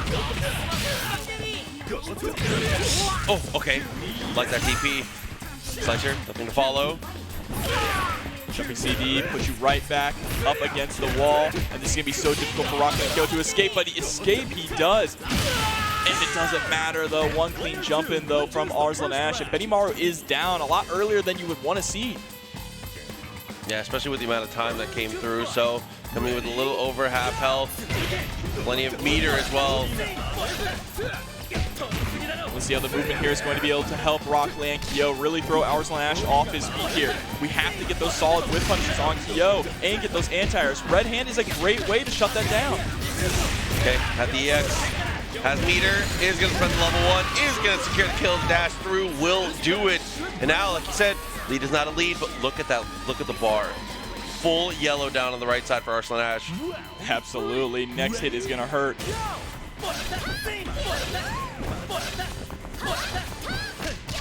There we go, able to get the 2B, just a nice little confirm, not a lot of damage, but it will start to add up. And you can see Rocklandkyo has to pay patiently here, just the threat of that fully loaded shotgun there on Arslan Ash's side. Right hand not going too much, gets the anti-air. Dash over fireball too, nice movement.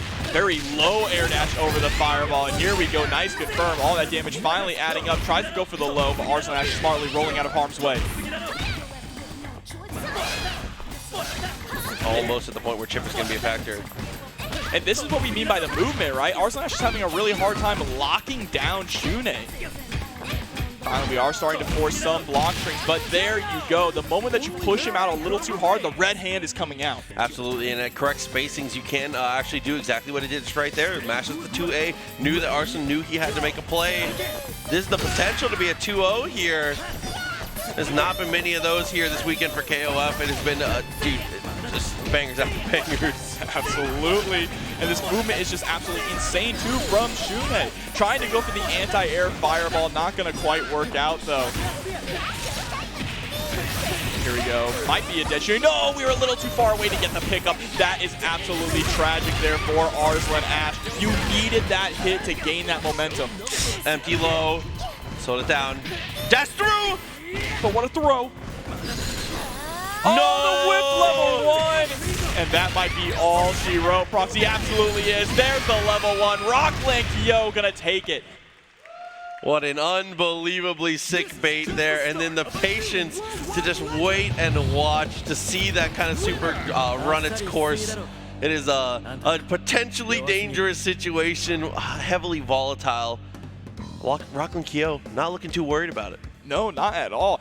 How is his Shune getting better and better every match? I don't understand. I don't know. He's just warming up, I guess. All those Yeah, other matches honestly. were just warm-ups with the Shune because his movement is getting even more tight, even more precise as this bracket goes on, and that's actually terrifying, a terrifying prospect for the other players in this top 8. Absolutely, especially with him coming from the loser side. So we always talk about that all-important loser semis match where you're able to get going and then it's winner stays. The momentum starts to roll, and that's where things can get out of control. So we're going to get to see that in just a little bit, but first, we are going to go up to the winner's side. So we got to decide what we're going to do up here on the winner's side. Like we said, Wero versus FKANG. They've been waiting a while. It is going to be 3 out of 5 as well for this match here. So a little bit of extra time to adapt, even more KOF, and I know everyone loves that.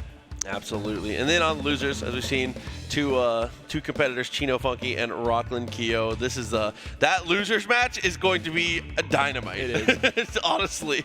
And I like that you mentioned, you know, it's the winner stays on from loser semis all the way up to grand finals, right? And that's hard enough, especially if you're winning and making your all the way to grands. But in a game like KOF, that is the ultimate endurance test. KOF matches go pretty long, and you have a lot of minor and tiny interactions to think about inside every single match. So many different matchups as well. One game in KOF is like playing 3 games in another game. And it's even more dangerous because of the 2 people that are going to be making that climb, because they are 2 super heavy momentum snowball type of big characters and type of people. But like we said, the winner's side, we have to decide first what's going to be going on. See who's going to be sitting atop the mountain waiting for the opponents to climb their way up. This is going to be, as we mentioned, 3 out of 5. Our first 3 out of 5 set here in the top 8. It should be an absolute blast as well. I'll make a prediction. I think we'll go to Game 5.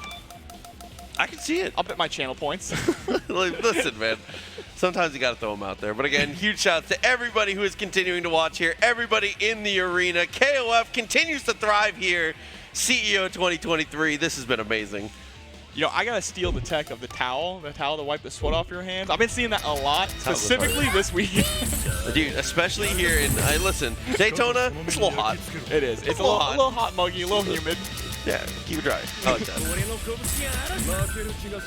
Here we go. Of course, Joe staying on point.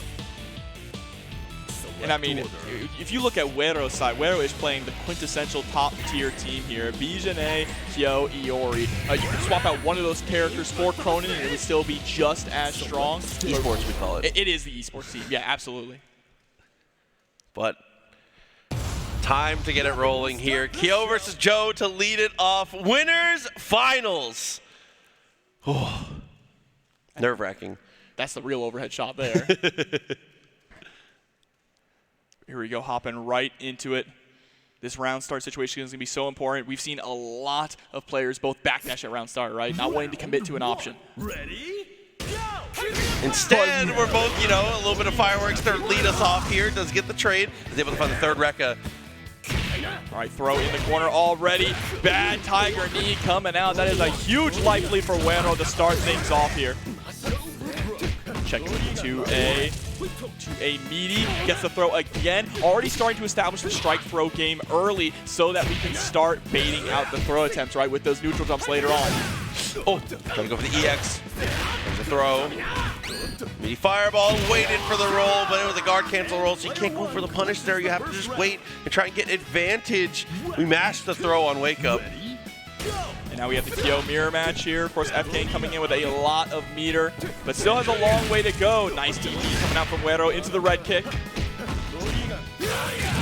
A challenging back. That's a punish as well with the EX DP guaranteed there. And gives it right back to him. Says, hey, that's a good trick. Yeah, I mean, that's one of the nice things is this character is so good at dealing with himself. Okay, synchronized text after the red kick. Not gonna get much, but again, that punish. Yeah, punishing everything with the EXDP. We're just absolutely willing to spend the meter.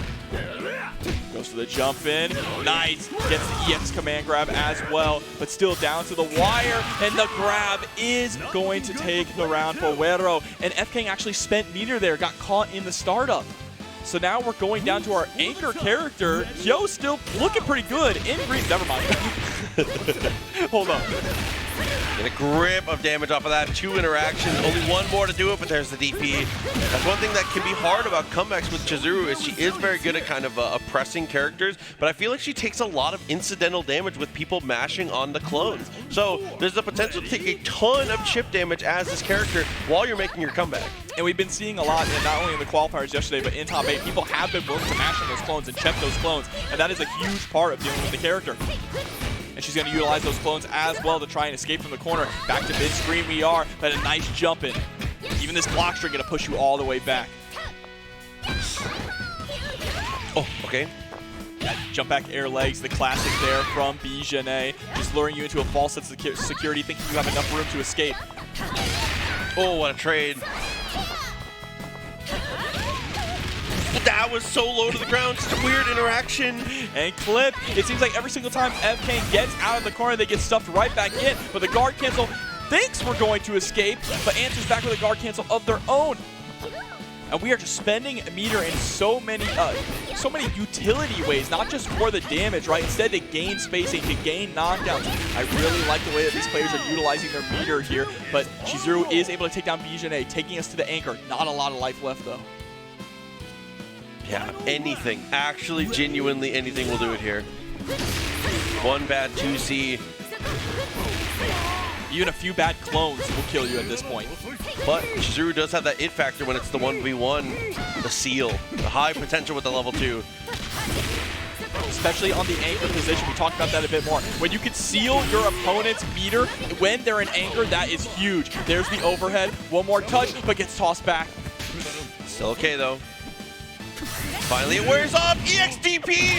Oh no, I was thinking that maybe Wero thought that as soon as the timer went off, he'd be able to kind of jump scare him with the DP, but it does not work out. FKANG, what a comeback! And the pop off as well here, look at that. The reverse OCV, dude, so insanely solid. All right, let's see now. Yeah, man, letting that DP rip. I think it would have worked if the clone actually ended up being Chizuru, right? If we chose to go all the way with it, but so smart to bait it out. Oh, okay.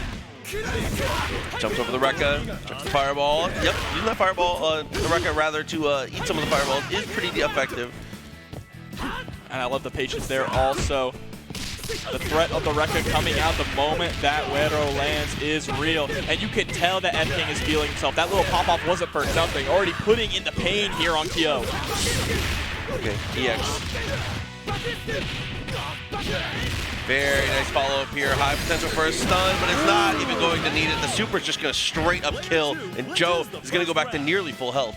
I love spending the super there to kill and not just holding on to the meter, because you're going to build that meter back, right? Joe started off with no meter to begin with, and you have full health. It's just like starting the game again, except your opponent is down a character. DP attempt didn't quite work out. We've already seen one impressive comeback in this set already. Oh, there's the EX crack shoot, chasing down, getting the 2B, tries to go for the delayed 2B this time, not going to quite work, but the air legs coming through.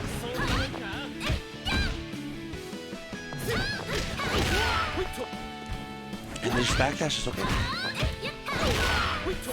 And FKANG is getting caught, just trying to overextend. It felt like anytime he pressed the button, he was getting stuffed by Bijane.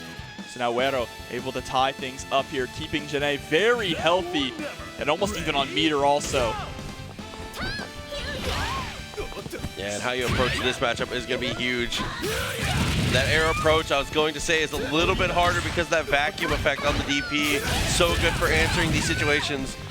And not only that, we've seen how willing FKANG is to go for those DPs, right? There's the jump CD. Let's go for the low. Oh, the reset hits with the low, just goes into the throw. Very nice there from FKANG. Now threatening to go up with a 2-0 lead if we can just take down this Iori. And there's the music change. I love the rival battle. Oh, okay, finds the cross up here. Like you said, plenty of meter to be able to spend here. Not gonna spend much though, gonna try and be frugal on this one. Oh, and punishing the 2D, utilizing the CD again. The way it pulls back, Foxy, is just so good. It gives you so much room. 2C, not gonna work, but there's a Scub Gale. Into the fireworks. Yeah, this should be a dead Iori. No, we're not willing to spend the meter. We want to hold on to it here for the Chizuru. I respect the decision, and it's going to pay off here. But look at the meter here, FKANG. We've already seen them. This character got 3 last time. Yeah, maybe she's good for 1. High potential here. Playing a little more lame. Does get the record for the frame trap. But the 2D comes out once again, unfazed. Just jumping over to swap to the other side. You gotta watch out for these clones again, starting to get smothered by them. Oh, spacing. Yeah, that could have been a huge punish there if FKANG was ready for it. But yeah, this is that high stress situation. All these straight hits not able to lead to a huge combo, but instead it's Wero who puts out the huge combo. Gonna go for the DP, no follow-up. Okay. And then spaces out. Willing to play it a little farther away. As distance closes though, be careful. Potential for the level 2. Again, that seal really was kind of sealed the deal last time. But here we go. We're getting a lot of these light confirms, right? 2As into 2Bs, but we're not able to convert them into anything, and it is going to be Wero who converts into the fireworks and ties things up 1-1. Yeah, that command throw will be a big decider in situations like that. Drops the cap, but not for too far. Listen, consistent, in and out of game. Staying hydrated as well, wiping off the stick. Dude, yeah, I mean, as far as adjustments go, it's just really, really back and forth. I don't think there's any like major macro decisions that need to be altered between the two. It's all just coming down to the little things. You can see FKANG, a little bit of a speaking to yourself, getting yourself ready. The motivational. Ready? Yeah, Wero is all laser focused, and you can see that FKANG wears his heart on his sleeve, right? Wears his emotions on his sleeve here. But even though you can see he was a little shaken, he's keeping the nerves calm here and putting in the work, already getting that substantial lead once again. This has been a great matchup so far for FKANG. No, it really has. Just impeccable spacing as well, but unfortunately that whip there is going to get you tossed into the corner. Oh, through the Rekka. Afterwards, the Rekka does get the reset actually, and it's going to go for the EX. Extend it a little further, doesn't have the meter to go for too much else though. Yeah, but the moment that he gained this corner position, FKANG's back has been locked against it. Finally able to get out, but again, the EX DP vacuuming you in. This is not the way that FKANG wanted the round to go after he had such a high life lead. Just one bad decision, putting yourself in the corner, and it all can crumble. The corner is such a scary place to be in this game. A nice sweep, and Rekka from max distance, and is able to get it into the air-to-air, a perfect come through. Didn't need too much to be able to get it though. So now we're back to square one, right? Full health with the meter lead as well. So actually, FKANG has the slight advantage here, even after losing Joe first. Here we go with the up legs. Putting you into a set play situation, trying to go for the raw overhead. CD pushes so far it allows him to escape from the corner. Oh, and then actually corner himself afterwards though. Doesn't matter. Good evasion and a throw into the corner. Looks for the overhead, is going to activate, but it's not going to work out. Yeah, we really were trying to fish for that overhead, but now we have to make this meter count. Unfortunately, we go for the legs, and it's a punish. Not a huge punish, though. FKANG still able to stay alive. But this one is a little bit more substantial. Into the knockdown. Oki with the fireball.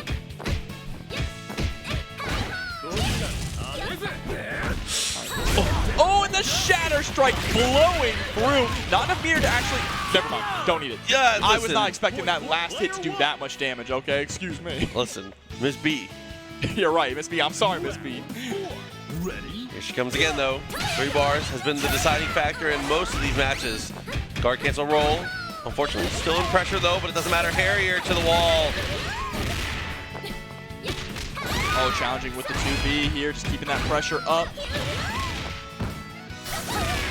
EX cracks you again and mixing up with the highs and lows. FKANG is finally able to find a way out of the corner. We do go for the level 1 to get the kill. That is the right decision here. You're going to get a nice chunk of health back with that 44 seconds left on the clock here, and you're going to need all of it that you can get going into Iori. Absolutely, and as also has an EX on deck, so there's the potential, depending on the confirm, and depending on how neutral goes, can set themselves up to actually build a bar to go for the seal here, but that is not how this is starting. And here we go into the fireworks. EX with the Rekka. He's dead. No, not quite. And there it is. Wake up EXDP. Wero gonna go up 2-1 here. Of course, this is 3 out of 5. But I think one of the big things we're seeing is that when FKANG gets put in the corner, he really starts to crumble. Like when it comes to defense, right? He's having a hard time escaping from the corner without taking a lot of damage in the process. I agree, and also, it's just a funny note. Live by the sword, die by the sword. Game 1 loses on an EXDP on a big reversal. Game 3 wins it on a huge reversal with an EXDP. You love to get to see the... that is an important fundamental in fight. Oh, hold on. Uh-oh, we're making the swap. Okay, he said, Kyo no more. He left the leather jacket in the alleyway on the trash can. So instead, we're going to go to the bandana and the goggles. Cronin's like Black Suit Spider-Man, you know what I'm saying? Oh my god. So with this switch, I mean, so moving Chizuru up a little bit in the lineup here, a little less meter to work with, but potentially better matchups, and Cronin to have that explosive finish that you always know from this character. Yeah, absolutely. I mean, this is kind of a last-ditch effort, too, because if you win this, you are not going to be able to swap your team anymore. Yeah, absolutely. Definitely committed. I think that's always one of the most nerve-wracking things for sure, is that in a game like this, especially when you're a player who is talented enough to play multiple characters, it's the double-edged sword of, should I switch? Should I have switched? Did I mess up by switching, right? There's a lot that goes into it. The game outside the game definitely starts to play a part, but for now, FKANG looking good here on the Joe. Yeah, looking pretty even as well. Not scared of the trade at all, immediately sticking out the big leg. I like the check there with the 2B, stopping you from hopping out, going to be able to get the follow-up 2 with the Tiger Knee. And no, runs in, possibly to try and get a throw himself, but gets tossed. There's the legs with the full pickup on the Rekka series. And the strike throw game from Wero has been crazy. The way that he'll just stop short and then throw you. Oh, trying to roll. Little delay. Slide comes through, but doesn't cancel. Unfortunate stuff there. And the punish, an easy 2B. Absolutely, and I think this is honestly the biggest lead that Wero has had with KO so far in this set. So FKANG is really going to have to fight hard to bring things back as Wero's making those adaptations. But this is exactly how you do it with the level 1, shutting down KO. And this is the matchup that we wanted, right? We put Chizuru in the middle here to deal with Bijane. Let's see how it works out. Reach for the top. Ready? 2 bars though. Performance B. Pushed away. Going for the dash up. Trying to go for the throw. Still works out. Oh man, push back all the way into the corner. And this has been the danger zone for FKANG. It's had a hard time escaping. Gets sent right back in there with the air legs. Oh, and just straight into the low. Just trying to keep it safe and solid. The high hose. Wow, what kind of pressure. It's scary because the threat of EX crack shoot is always there, right? So you're worried that the overhead is going to come out and then you just get clipped by the low. Oh, but that step back into the EX. Good decision making here. A grip of damage as well. FKANG close to bringing this back in a big way. Purely jumped into the fireball that could have been disastrous.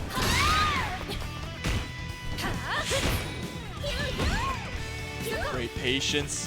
Has to be careful. Gets the confirm there with the EX clone, but it's still not enough to get the kill. I'm surprised we actually went for the 2B there. The threat of wake up. But the EX right away puts him down to the anchor here. FKANG, a must-win situation. Iori, 2.5 bars. Come on, FKANG. I predict this is going to game 5. Don't make me lose my points. Oh, nice anti-air. Every single fireball blocked adds up chip damage, but the 2D is enough. Checking the legs there, and now we are down to set point for Wero. And we're going to see if this Cronin decision is going to work out. Lots to come from it, 6A. A couple times in a row, actually. Already got him cornered, but the Rekkas has some room. Yeah, and you saw that FKANG was trying to stay outside of that Rekka range. That's why we didn't rush in too hard in the corner. But here we go, utilizing 6A to try and get out. Trade not going to be in FKANG's favor, but still able to fight through. OTG just adds an extra tip of damage. What a challenge. Oh, okay. Has level 1. Nice hit will kill. For both players. We do have Climax on this side, but there we go, going right over the fireball. FKANG takes it to game number 5. And immediately with the fist pumps again, is just ready, feeling that energy, excited, you can tell. 1 game away from either of these players. They're both on the verge. Take a sip of that Red Bull too. Listen to power up, so you need that caffeine. It's gonna give him wings. Hopefully so he can soar all the way through this top 8 here. Select order. Looks like we're gonna hit the order select though. Maybe a little bit switch. We're gonna move Janae to the anchor here. So wants to potentially have a different matchup just to see against Cronin, or potentially wants to just move Janae out of the way of Chizuru, because that has been a volatile one. I mean, that's the thing about Wero's team. Every single one of these characters can be in any position, right? They all function on point, mid, or anchor. And I think that's one of the standout things about most of just like the top tiers in this game is that is like one of the, you're either so specialized and so good at your role that you're stuck there, or you are kind of a jack of all. Yeah, and it allows you to really do what we're doing, right? Change order for matchups only. Here we go. Final game of winners finals. Oh, nice footsies. Nice footsies. Are you serious? And doing the point-blank Tiger uppers too. Now Wero trying to fight out with the Rekkas and the CDs, but FKANG putting him right back in the corner. Nowhere to run. We're mixing in these overheads too. We haven't seen that at all this set. Yeah, bringing it out in the game 5. There's the throw though. Opportunity continues to arise, but a safe jump. And all of that lead, all of that work just neutralized like that, evened up. One more bad Tiger knee and you lose Joe. That is so unfortunate. It didn't work, but I liked it. Honestly, it's the first time we've represented 2 reversals in a row. I appreciate that decision. That's all right. Chizuru can't even things up. She's put in the work so far a lot tonight. Or this morning, I should say. Okay, good string. And just getting absolutely mauled here in the corner. This is what I was talking about. FKANG has a really difficult time escaping from Wero's corner pressure because Wero just sits right on top of you. It's not sitting back and waiting for you to jump out. It's I'm right on top of you, harassing you with buttons. And then if I get pushed out, I jump back in with CD. And it's all down to this 4.5 bars. Oh my god. Oh, and that is not a great start. Not at all, but if anyone can make a reverse OCV, it is Cronin. And unfortunate there, trying to go for too many of these EXDP reversals. Yeah, whip in a weird spot. Good amount of damage. Wakes up though. Weird situation. Whip for the run underneath. Does get back to corner control. Trying to harass with the 6A. CD connects, gets the stop. That's one character down, but FKANG still has a tall mountain to climb. Listen, CEO has been the home of a lot of ridiculous comebacks in KOF15. This might be another one on the books. We've already had one this set, but that might be the nail in the coffin. Let's see how he handles it. Not quite. We don't have enough meter. Instead, we just go for the delayed record to push as far to the corner as possible. Wero understanding FKANG's weaknesses. To see what an anti-air EX, there it is. Wero moving on to grand finals winner's side. Guaranteed top 2, a 50-50 shot at the belt, and has a set to give, a cushion potentially later. That is a big deal. Amazing stuff. But FKANG is not out of it yet, right? Still in the loser side of the bracket, has the opportunity to win and get that run back. But of course, it's going to be even more difficult, right? Having to win 2, 3 out of 5 sets up against a player who has looked as unstoppable today as Wero. Yeah, there's definitely a lot to unpack as we get a little further into that. There's definitely some storylines to be written and some storylines to be continued through, but that's going to have to be a continuation in just a couple minutes. We are going to throw it to a very short break, and then we'll be right back for the conclusion of the King of Fighters 15 here at CEO 2023. To take more control in fighting games? Check out the best all-button arcade controller in the world and cross-up crossover stick today. Visit hitboxarcade.com/CEO2023. Do you like having your fight stick or controller customized? Visit controllerchaos.com. Get your exclusive custom CO 2023 merch today or build your very own creation. Elevate your game today.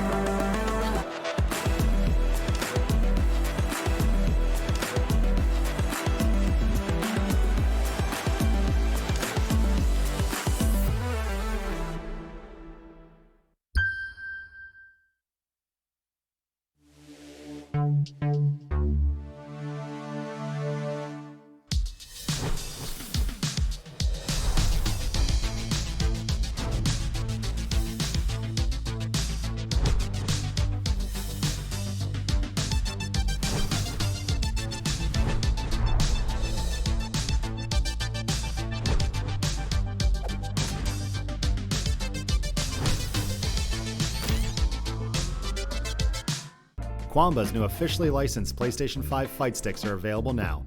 Get your Drone 2, the Obsidian 2, or the brand new Titan Fight Stick on QuambaUSA.com. Use promo code CO2023 for 20% off your entire order.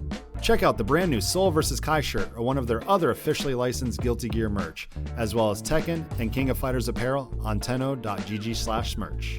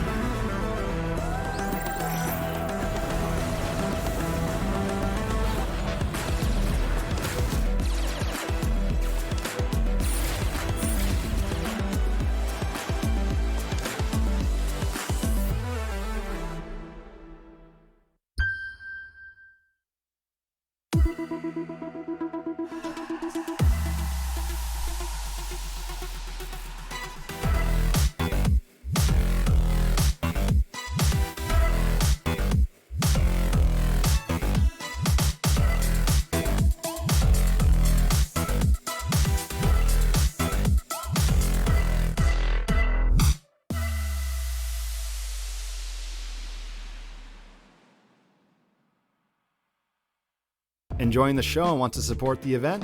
Visit ceo.gaminggen.gg to get your official CEO 2023 merch today.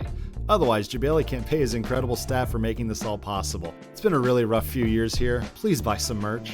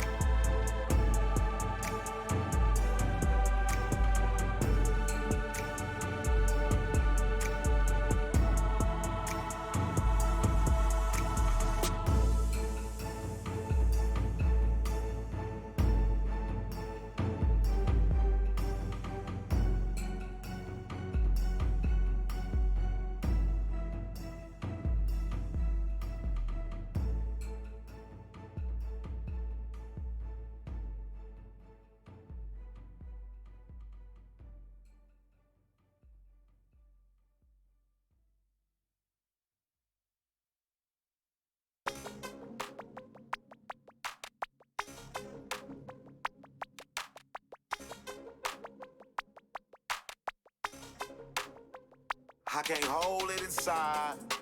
I feel it in this match, it's a vibe. The movement in this motion when I rise. It's a new challenger that we decide.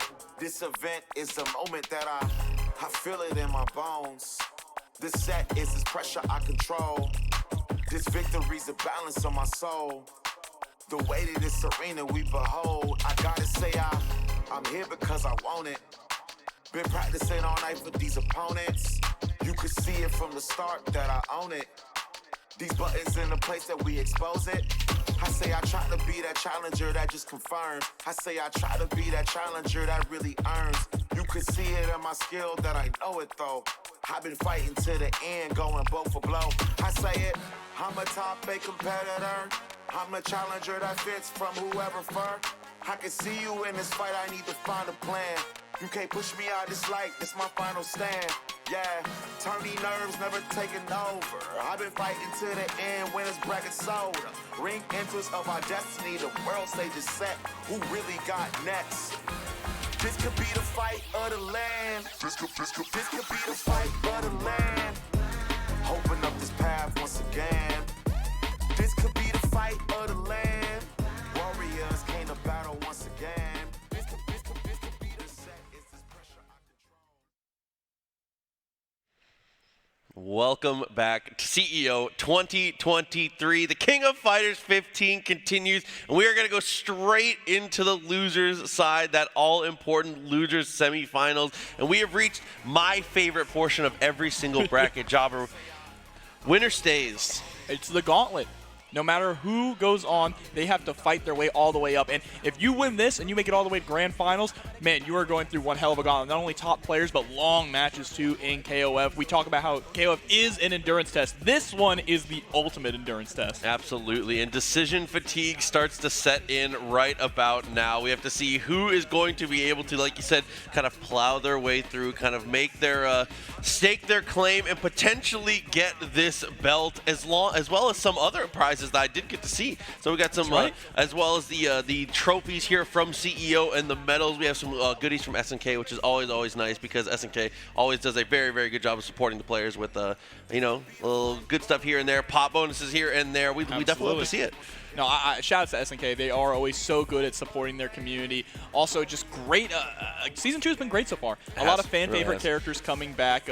We just got a brand new boss character, right? Which I heard is so hard. Super hard. I haven't gotten to play it. I heard that it's really hard. That's cool to see. But we are going to take one more look at the bracket here as well. Of course, sitting in grand finals on the winner's side is Wero Asamiya.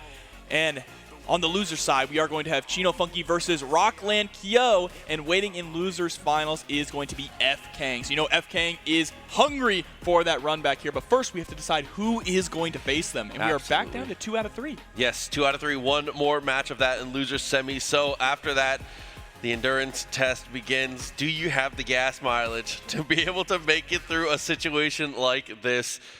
A lot of decisions to be made, and this is definitely another one of those heartbreakers here. 2 players that I think I can say, at least speak for myself in saying that this has been 2 of my favorite players definitely to get to watch.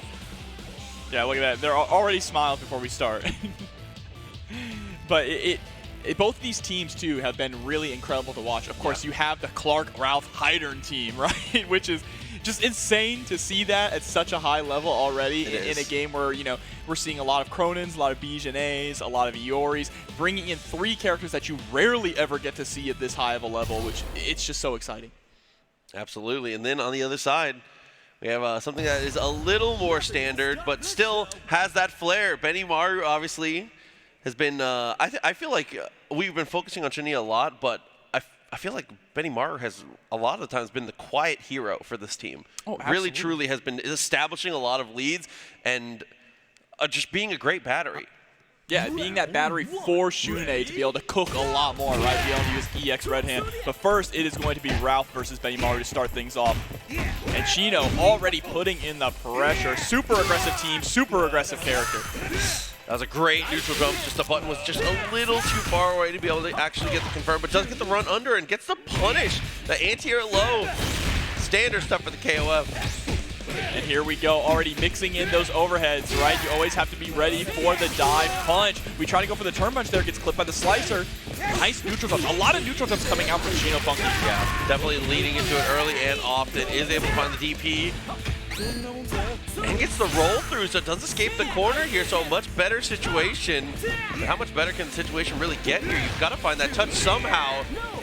Again, a familiar situation, the run under 2D. Chino Funkey so ready with it, and there's the huge whiff into the level 1. Absolutely going to kill. Bro, he's the out-of-body experience when you get hit with the last hit. With the speed frames. Oh my god, dude. The speed blur is like, dude. I love it. Yo, I love KOF. Here we go. Shune going to be a little bit more difficult to catch, doing a spacing game with that jump back blue hand, right? But we have the bar here to get the kill. Doesn't even need it. Only needed the EX on the launcher there and already tying things up. We say it all the time, a lead is not a lead. You cannot let things get to your head. You cannot let things feel too settled in for yourself. And into the next one. Again, that movement is going to be a little harder for Clark to be able to track down, but listen, predators are used to tracking down tough to catch prey. Bro, wait, Clark is shimmying back and forth on his tippy toes with the hands out? That's scary. But right now, this Shune is even scarier. Oh no, stuck out the JB instead. That is not going to cross up. No counter hit we recognize, so we didn't try to go for the EX tackle, but your back is still up against the wall. Checking the jab. And see, not overextending here. Rocklandkyo, the hand is saying, come on in, come on in. It's inviting. Oh, okay. I like that. Spot on the standings, he just takes a bunch of real estate, but doesn't overcommit too much. Just wants to close the distance, and here we go, opportunity. Yeah, DDT, get that Oki. We love to go for the jump CD to get those plus frames, right? That is the consistent thing that Chino has been going for. Here we go, EX, rolling death cradle, your back is in the corner. Oh, what a trade. Oh my god, Chip now wakes up with a super, just snatched them out of the air, quite literally.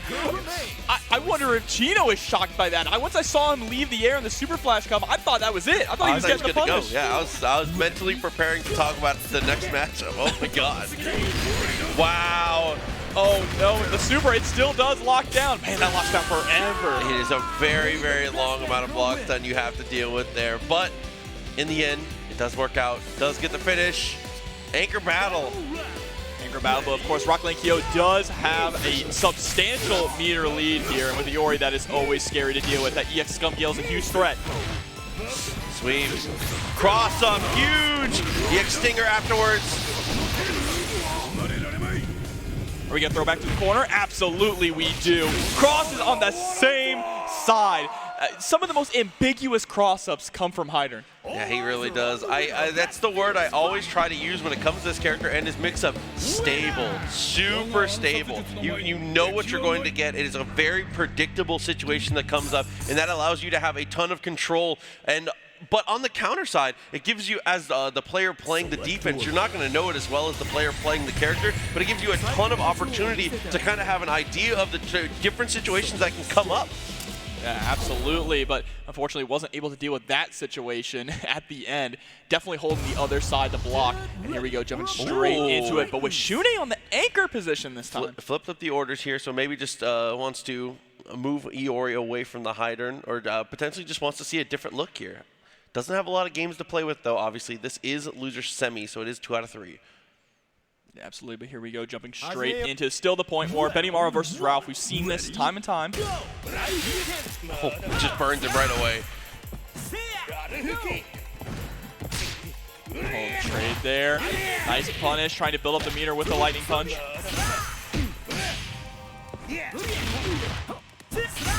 Slicer again, but there's the jump out, and it was able to get the cross up also. Taking the corner is huge here for Chino Funkey. It really allows Ralph to just crank that guard gauge, making you desperate to get out. Okay, converts off to level 1. That was from so far. Gotta be careful how you're approaching this here. Don't get overconfident. Catch hands. Here we go, we just go for the cross up this time. Nice blocks though from Rocklandkyo. Still down to the wire. Nice jump CD. Throwing out that jump CD, recognizing the interaction in the EX turn punches. He just keeps going too. He doesn't care.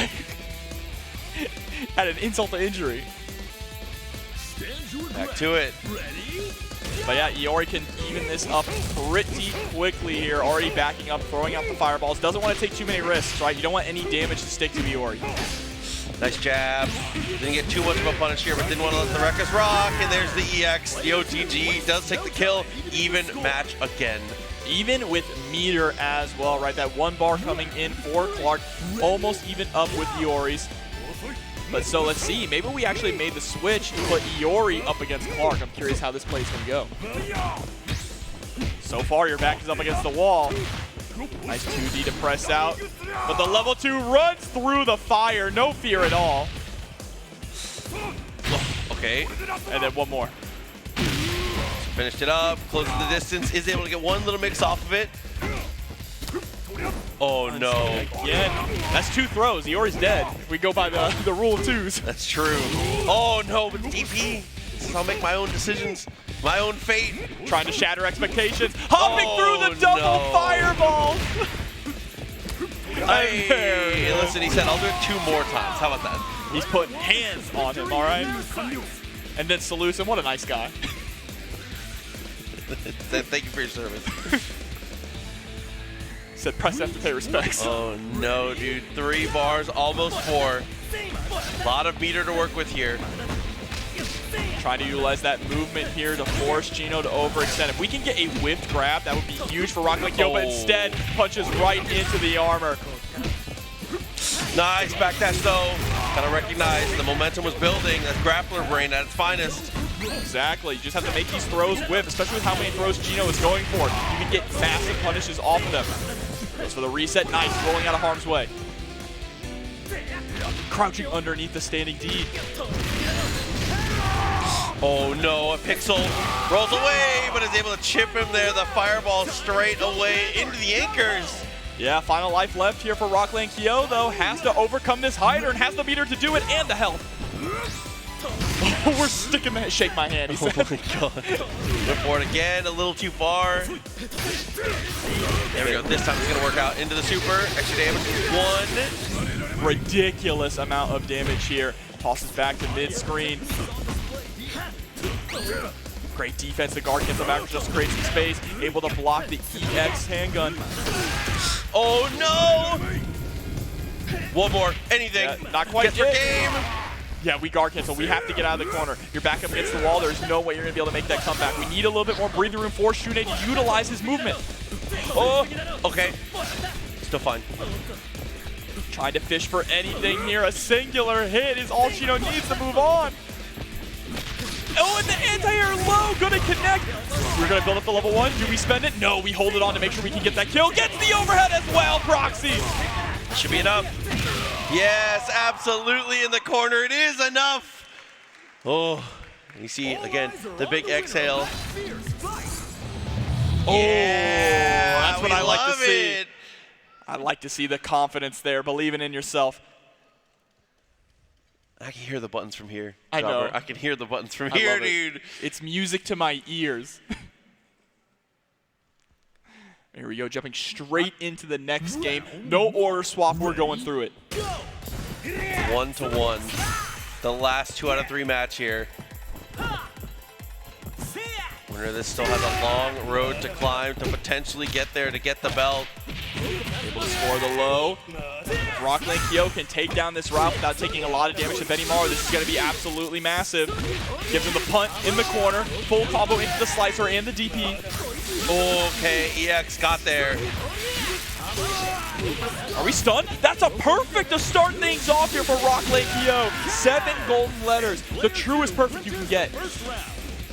Unreal to be able to just have that kind of momentum going into this one after that clutch that you had once before. But now if we can shut down Clark, I think that'll be the deciding factor. Nice run up 2D, gets the EX grab. Could potentially be the nail in the coffin, like you said. The throw, with the elbow down, good decisions. DP's out of the, looked like a throw attempt coming out there as well. Oh no, but the rest of your life bar is in danger. Yeah, but we're not going to be able to kill him this. We need one more interaction. It goes for the JAEX tackle. Good by Benimaro. And after a humongous lead with the perfect, Chino immediately evens the playing field once again. Burn to fight. Ready, go! Coming in with 0 bars on Clark. You know what? That's the thing about Clark. He doesn't need the meter to really cook. He is going to need nothing. What a track down. Yeah, he's absolutely going to need the meter defensively, though, with how much he's being smothered by the offense of Rocklandkyo. Ooh, that's a good jump in. You need damage for it, though. Punishes with raw turnaround punch. Into the elbow drop, jumping CD. Yeah, we wanted those plus frames. Very smart to go for the guard cancel in that situation. Bro, the scream when he's running at you. Oh no, but he wakes up with the reversal. This is huge. Recognizing that situation, we've seen it before, right? The 5B into grab, so instead we guard cancel. Doesn't want to hold any of it, and we're able to shut down the Clark. 2 bars. A lot of real estate to cover. Good way to start. 2 bars in a dream is sometimes all you need. Here we go. You have to block multiple mix-ups coming, and we utilize the guard cancel right at the end. I love that decision-making. The use of guard cancel so far in this round or in this game from Rocklandkyo has been massive. Absolutely. It definitely bought him a ton of time, but unfortunately he's starting to run out now. He gets for game and turns into a DP. Nice reversal. Oh, but there we go. EX teleport catching you from the backside, and it's final game, final round now, Proxy. Always has to happen. Gotta bring it down to the edge. Full health on Hydern as well. 2C, not gonna work. It's okay. Back things off. What a jump. That was a crazy angle. Again, getting a clean jump in, has a bar to work with also. 2 hits to go, 2 clean hits. There we go, there's one. High potential here, has the bar. And hits again, same side. Chino Funkey with the answer back, the perfect stands up. Jumps up right away, you see the hug between the two, but the momentum starting to build. Congratulations on 4th place. But Chino Funkey, like you said, back in the mix. And as we've said, winner stays. See the deep exhale. I love this. I love the energy. This is the optimal energy. And then we're coming to the 2 players that both have that same style. The power out, right? As soon as you win, you gotta let that energy out, get refocused. This is about to be amazing. Absolutely. And yeah, like you said, this is the gauntlet, right? It's not over yet. You have to exhale. You have to let out some of that stress because you still have plenty of more games to go and plenty of more strong players to face. Absolutely. We have brought it all the way down to 3 after all of the fighting, after all the players here at CEO and all the KOF that we've definitely made. This is definitely some friends along the way stuff. Yeah. But we have to continue. CEO, man, thank you to everybody joining us online, offline, here in the arena. This has been an amazing time so far. Absolutely. Had so much fun watching all the entrances. So much fun watching all the players as well. But let's take another look here at this bracket to see how we got to this point. Of course, Wero Asamiya doing a really good job getting through here. Close match with FKANG there to get into grand finals, but now he is sitting comfortably and FKANG wants to get back.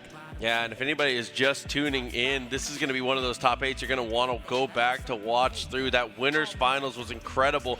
Both sides of losers quarters were incredible. There's so many matches that you're going to need to see. Absolutely. And I mean, take a look at this too, Proxy. In our winners semis, FKANG did beat Chino 2-1. So this is going to be the run back here for Chino, right? Trying to overcome the bracket demon of FKANG and get that chance at that CEO belt. And that has been the standout thing from their earlier set. A lot of the times was the point matchup. Depending on how that went, it really decided the pace for the rest of the match. Specifically, it was Joe. Honestly and truly, Joe wasn't just like hard carrying, backpacking the game, but if Joe established a lead, things almost always went in FKANG's favor. Yeah, absolutely, and it depends on that lead, because we've seen time and time again, especially in these most recent matches, you can get that lead, get that first character, but if you don't get damage to stick next time, it's like nothing actually happened, right? We're just down to 2v2 instead of 3v3. So let's see, jumping right into it, of course, keeping that Joe on point as always.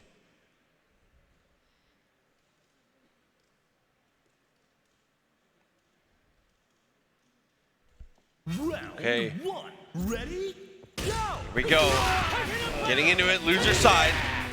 Losers finals. 3 out of 5. Yeah, and FKANG, I think, in this matchup is going to have to kind of resist the urge to go for those EXDPs. That's kind of been his downfall, right? When he loses games, he loses them a lot off of those Hail Mary DPs that get punished. It can happen occasionally here. Does go straight into level 1 here. Chino going to try and even this up. A lot of damage. We're going to DP anyway, though. Empty jump into the low. Not quite enough to close it. Oh, and never mind. We get the juggle there right at the end with the standing D. Just enough. And this is what I was talking about when FKANG is able to get ahead, when that Joe is able to establish some amount of a lead here. A lot of the times, that can be when it gets out of control. And a lead that Joe, in fact, does have. Still sitting very, very healthy. But just a counter hit jab, anti-air jab into the EX tackle. Chino, this Clark, unbelievable. Here we go, rolling death cradle, taking it for a ride all the way to the corner. Joe's back up against the ropes. Oh. And he's still swinging. Dished away. Runs up against the sweep. Don't overcommit to anything here. Does get the hop over, gets the punish. Hit him with the boy. Absolutely. He's about to chop the top of his head. Disrespectful. Round 3, ready, go! All right, neutral jump there into the CD, trying to punish the second follow-up of the Rekka, but very smart from FKANG to only go for the first one. Yeah, definitely going straight in when the round starts. Chopper's head's on the table right away. Straight into that Shatter Strike, all right. Nice block, though. Patient enough, standing deep with the Shadow Strike. One good Shadow Strike deserves another one. An answer, but drops to confirm. That is tragic to see here. Getting a lot more damage off of this with the machine gun punches, catching the backdash, and there it is with the command grab. Down to Chizuru now for FKANG, and Chino Funkey is looking healthy with this Clark. He's been eating his oats. Absolutely. 3 bars though. Yeah. Oh, that first world problems, 2+. Here we go, level 2. We want to seal out that command grab. That's huge. Yeah, losing out on that reversal. We haven't seen a single EX Frankensteiner, by the way. Not a one. I can't believe you're right. Not a single Death Lake driver either. Oh, okay. Same side, not gonna work. Runs up, nothing has to follow. Oh, jab connects. Can't get the confirm, but here we go, EX tackle. Toss into the corner. Whoa! Trying to armor all the way through, but just too many hits, and we are going to lose Clark. I have to wonder if we're saving that Frankensteiner. That's crazy that we haven't seen I'm nervous about that now. I just remembered he had it. A bar for each. Yeah, Hydern versus Chizuru here, both characters with incredible range. There's the trade in the air. The clean hit, I think, is more important for FKANG, though. You want to try and lock Hydern out as soon as possible, but instead, it drops the combo, unfortunately, but still had an opportunity for mix. Spends the bar again, the guard cancel, and is able to completely weather the storm. Yeah, but look at that guard gauge, though. Chino able to catch FKANG overextending with a nice punish there, tossing back to mid-screen so we can put you into the blender. It's crazy how Hydern is one of the characters who wants to put you mid-screen, right? Wants to be able to put you in a left-right kind of situation. Oh, went up for the run-up command throw. Not going to work. Good backdash. Guard hits low, but gets flipped by the low. Sealed once again here, so this is going to be huge for FKANG to gain some ground. We have to push as close to the corner as possible to lock down. Alright, special moves are back. Sticks out the 2D, and look at that with the EX slicer. Right away, and you can see immediately starts looking to the crowd here, and FKANG with the, yeah, okay, no, that's good. The nod. Yeah, sometimes you got to do it. That is like the most, I don't know, man. It's like, it's definitely like a meme that we go through a lot, but the head nod is important. I mean, it's really starting to hit now that we are here, right? 3 out of 5. This is your last opportunity to get into grand finals. You're really starting to feel the pressure. FKANG not looking too, I was going to say not looking too flustered about things here, but Chino maybe just trying to force the issue a little bit. All right, nice damage there coming out from FKANG, and an even better DP. Starting to get these DPs on point, but you know what? Chino's got them as well. 2C, but no follow-up afterwards. Didn't believe in it. Still, this level 1 should absolutely be enough to kill. And even if it's not, there's a huge OTG, dude, the out-of-body experience on this kill. So you see your soul leave your body. Oh my god, I mean, me too. No meters available, though. He punched out all my blood. Chino did everything he needed to get the job done. Fortunately, catches the elbow to the overhead. Oh, delay there after the Rekka. Gave Chino Funkey a little bit of room to press, but since we're giving those delays, we're conditioning you to try to press so we can punish you with the CD, and there it is, fire to the face. We're tied up. True, tied up. Well said, Max Powers. Honorary third commentator. As always. This guy gets hired everywhere. Good spacing, nice block on the CD. Gonna hold it off, I like that, but unfortunately, wasn't able to get too much afterwards. All right, trying to throw out that 2C. I like hopping out of harm's way there, right? You see him in the air, you know you're not going to be able to really get a punch in that situation. Just hop out of there. Oh no, the reversal. This is huge. Yep, into the elbow drop there for the Oki. CD, get those plus frames. It's been the same option every single time from Chino. When we get the elbow drop, we go for the C, but this time we go for JA. And how is FKANG able to react to that with the neutral jump? I have no idea. It was just so ready for it, holding up in the what seemed like an inconvenient place. Let's get the guard canceled though. Doesn't want to hold the plus frames. Look at him. He's so menacing. I hate it. Oh no, charges up the level 1. No, you don't. Punched right in the gut and chucked on his head. Match point for player 1. Oh. That's right, Max Powers. It is, in fact, match point here. Set point even for, no, not set point, excuse me. We had 2 out of 3, excuse me. Still okay, though. I know, I'm getting too excited. Oh, neutral jump. That's good. Standing C afterwards. Goes with the card cancel, actually. Doesn't want to deal with, again, the plus situation. There's the 2D. Checking. That mix-up there is so scary, right? Just the 5B, 5B into the C or into the command grab. We've seen it so much. Oh, the level 1 will take the kill. That's going to set us down to the anchors once again. Losers finals 3 out of 5. So still a little bit to be played regardless of which direction we go. Oh, what a check there with a 2A. He was just hitting ghosts. Oh my God. That's one of those out of context ones that looks crazy. He does get the poke and is able to get the command throw. Back towards the corner as well. Oh, the immediate EX upon landing. Still able to take the corner there with the jump over. A slow fireball in the EX buys you a lot of real estate. Look at the guard gauge. Had to go for something.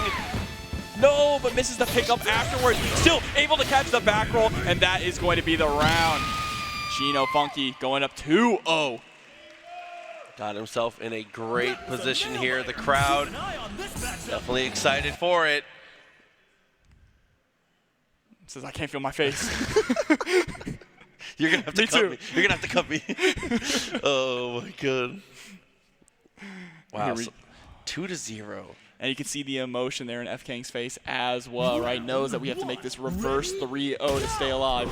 They're both going to go straight back in, no hesitation. Neither one of them willing to come up for air.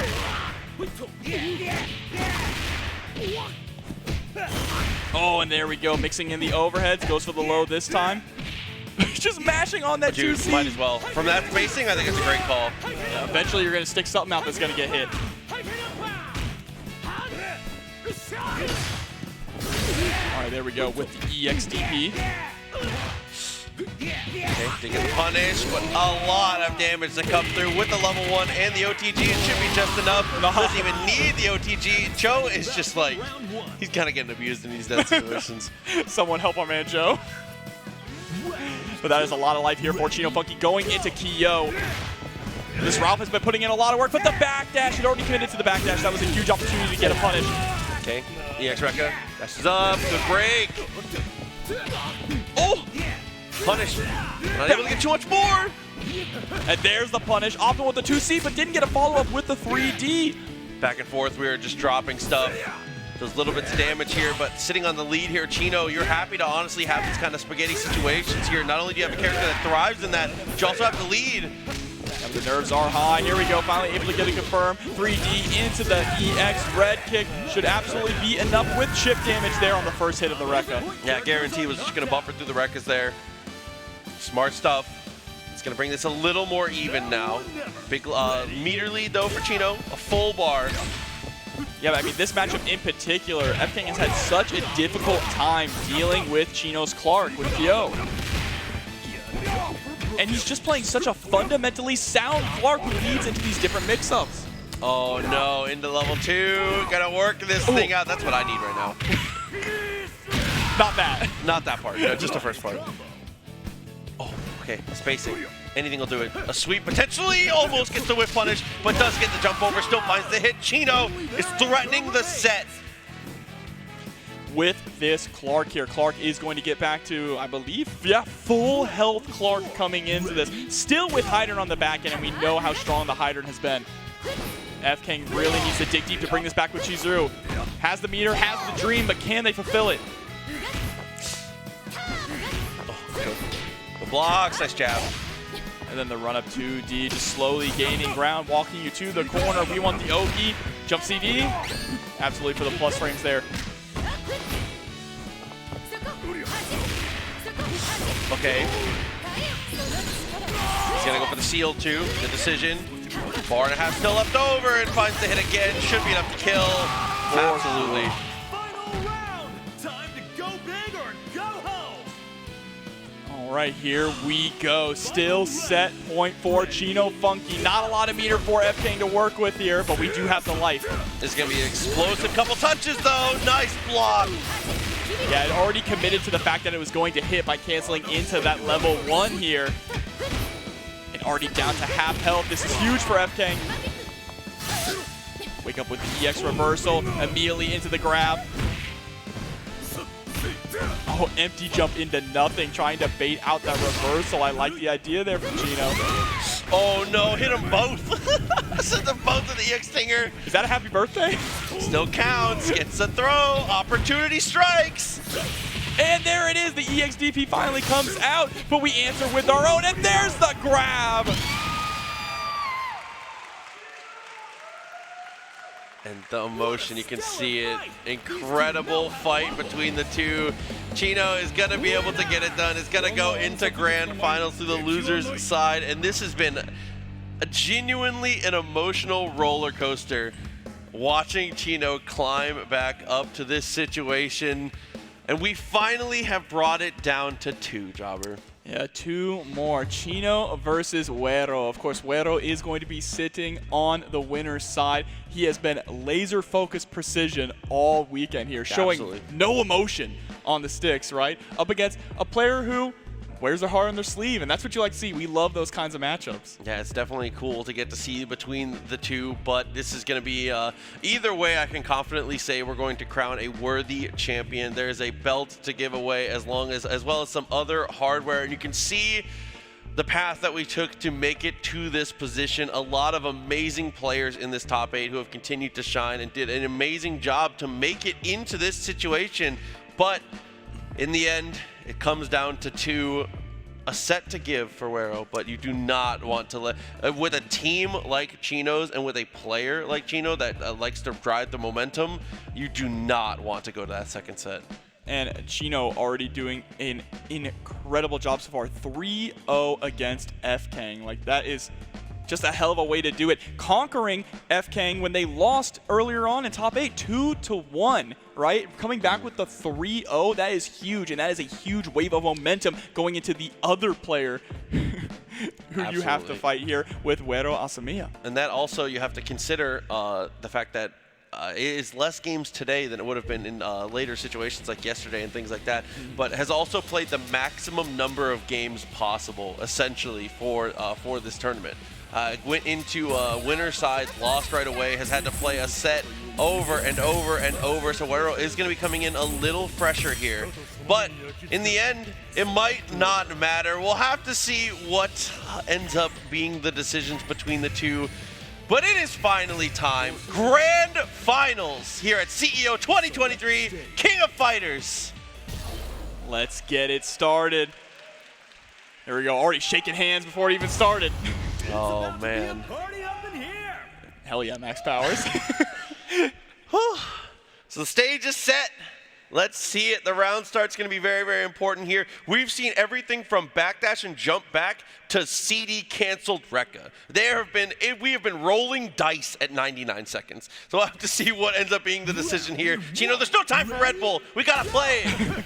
Needs that extra fuel, though. But here we go. Already trying to put in the pain. Nice answer from FKANG there with the DP. Excuse me, from Wero with the DP. The Rekka's good stuff. Amazing damage. All right, starting to slow things down just a little bit here. Understandable for Chino. All right, you're down on life. Haven't even gotten a single hit of damage onto Kyo. Wero happy to just hang back and let the clock run down at this point. Not overextending. Yep, almost had a bar himself. Dashes up, and look at that. The movement bait. Runs forward and gets just enough room, but here we go. What a turnaround. And turnaround this could be here. No OTG this time. Instead, we just want to keep the pressure on, pushing towards the corner with that Oki. Throwing out those 2 Cs. Backdashes. DP for the anti-air, but in response, he get one of his own. Yeah, I like it stopping short to go for the 2B as well. We start off pretty explosive here, but now things have really started to settle down. What an anti-air. Gets a sweep as well. Nice tech. That was everything. Double overhead is blocked. What a turnaround. Good defense. But again, we've said it so many times tonight, a lead is not a lead. Look at the amount of health and damage that stuck to Wero. All Chino needs is 1 command grab, and we are evened up once again. This is my favorite KOF song, too. I'm jamming right now. I'm living life. Oh my straight to the super! The hard commit there. Even gets the CD. Air to air, absolutely, an easy confirm. As a Clark player, that's what you have to be looking for. As soon as you see that air to air come through, you gotta buffer right away. And I believe that is full health back to Clark, absolutely here. And again, after all of that work, we are tied up once again here with Clark versus BJNA. There's a clean jump, and we are absolutely going to spend that EX to get us locked down here in the corner. Has a bar too. Gonna go for the guard cancel, jumps over. That was a weird roll at the end, but it doesn't work out. Oh, he backdashes! He gets out of the command throw! Another amazing decision! And that's what you're gonna have to do. So far, Chino has been pretty straightforward with his command throw setups, right? So if you can bait those out, bait out the command throws, you can shut down Clark and shut down a huge part of his game plan. Instant overhead right afterwards too to be able to close out the character. Clark a little too tall, but here we go. Again, speaking of tall, coming through. Something we're familiar Hey, with. listen, the beret gives him another inch. You're right. The knockdown though, heavy fireball, slow and steady. Oh, these trades are not good for Chino. All this damage starting to add up. Back is stuck up against the wall. We try to escape. No, he's going for the DP. Are you kidding me? Flash kick ready? Crazy stuff. Gonna look for the mix up here, rolls away, puts him in the corner, it was too hard, but what in the world happened? He just finds the commando at the end. You probably tried to press the button, you stopped blocking something, but that's going to be huge now for Chino. Doesn't quite have a bar yet, stays same side with the mix-up. Oh, okay, gonna jump over, not quite there, like that sweep, EX, actually gets answered, straight to the wall. Oh, nice tech throw there, such a dangerous situation. Tries to go for the run through, but gets stuffed in the process. No whip punish either. Still okay. Anything. EX gets the hit. No meter coming into Iori. Iori, anything will kill. Anything that leads to fireworks. 2B quick max might be on the menu here. Oh, the patience. Who gets the clean jumping, and just like that, Wero is going to take game number 1.